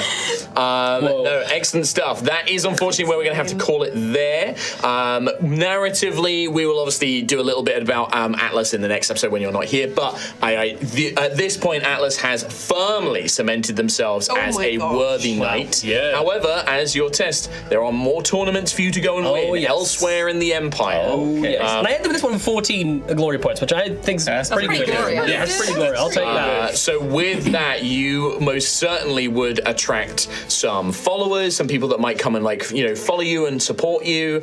You would certainly gain the attention of many draconic lords and also make a name for yourself. This is about building up the legend. But like I said, for your test, the Lady Meteona has asked you to go around and compete in various tournaments. You have to complete a tournament in each province. So this might not be the last we see of Atlas. I will ask Daisy, hey, would you mind if I had the banner? I can make you a better one before you go. I was rushed. I can do better. This one's so perfect. You can have this one too, but I'll make a better one, and you can take that with you. And then I think basically as Atlas travels around, I'm gonna basically like wear the banner on my staff as like a ceremonial thing. So it's like, and I stand like cool in the wind with the wind rippling, and my banner and it says "Go Atlas" on it.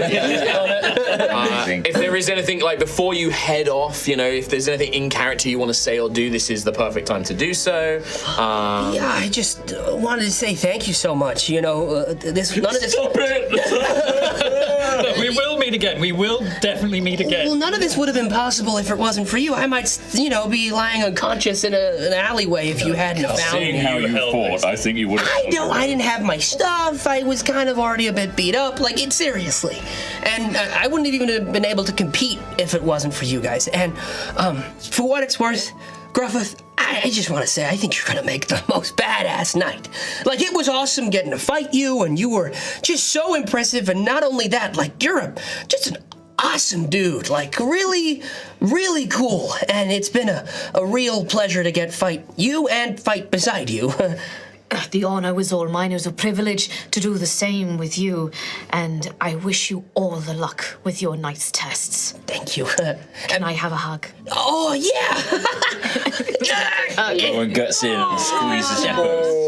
Oh, that's so tight. It's so tight. Oh, my God. Nice. I'm still so hurt. And before you go, though, as is custom for Gruff, you do have a form to fill in, giving some feedback and a of course. Yeah. Character reference. Of course. Yeah, absolutely. Thank I'd actually got the same, if you wouldn't mind. Yes, I'll fill one out for Thank you. And Strongly at agree. this Strongly agree. point, a great victorious cheer. You will not be the top winning team for the conquest. Like I said, there are many elite knights in this, but you score highly, and this gives you a claim once more, and definitely secures your team, unnamed, as a very powerful force in the Empire. It's Atlas and the gang. You can just write that down. That's just how it's going to be going forward, generally. Yeah. You can't fix it. No. Right, For the rest of the campaign, Yes, Atlas and the gang and Why Atlas are and they the called It's Alex. They're off. I love that though. With this, we'll jump back into this, but narratively, I like the idea that as the tournament festival begins, you kind of make your way out of the arena, still hearing those cheers and everything else from behind it. But with that, we are going to close out our episode of High Rollers today. I think a round of applause, Mr. Jasper Carr. Amazing as always. So lovely to have you, mate. I'm so glad we got to play together, and I got to GM for you. Which has been amazing.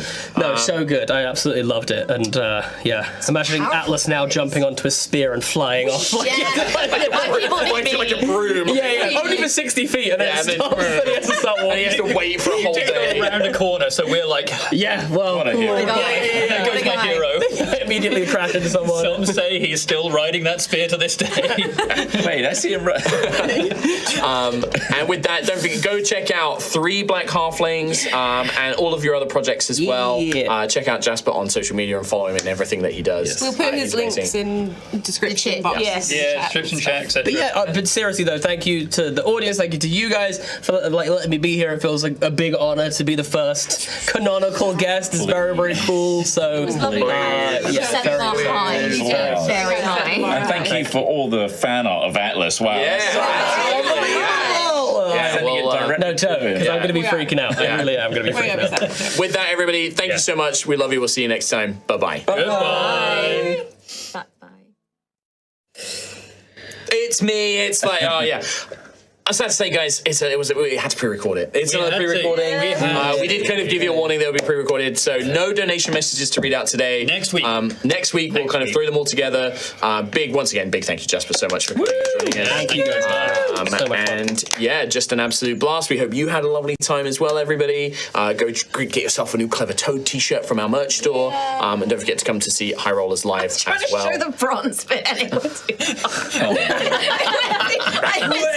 Hey. One of the sales t-shirts. But that's it. Thank you guys so much. We'll see you next time. Take care. Bye. Goodbye. See you next week. Bye.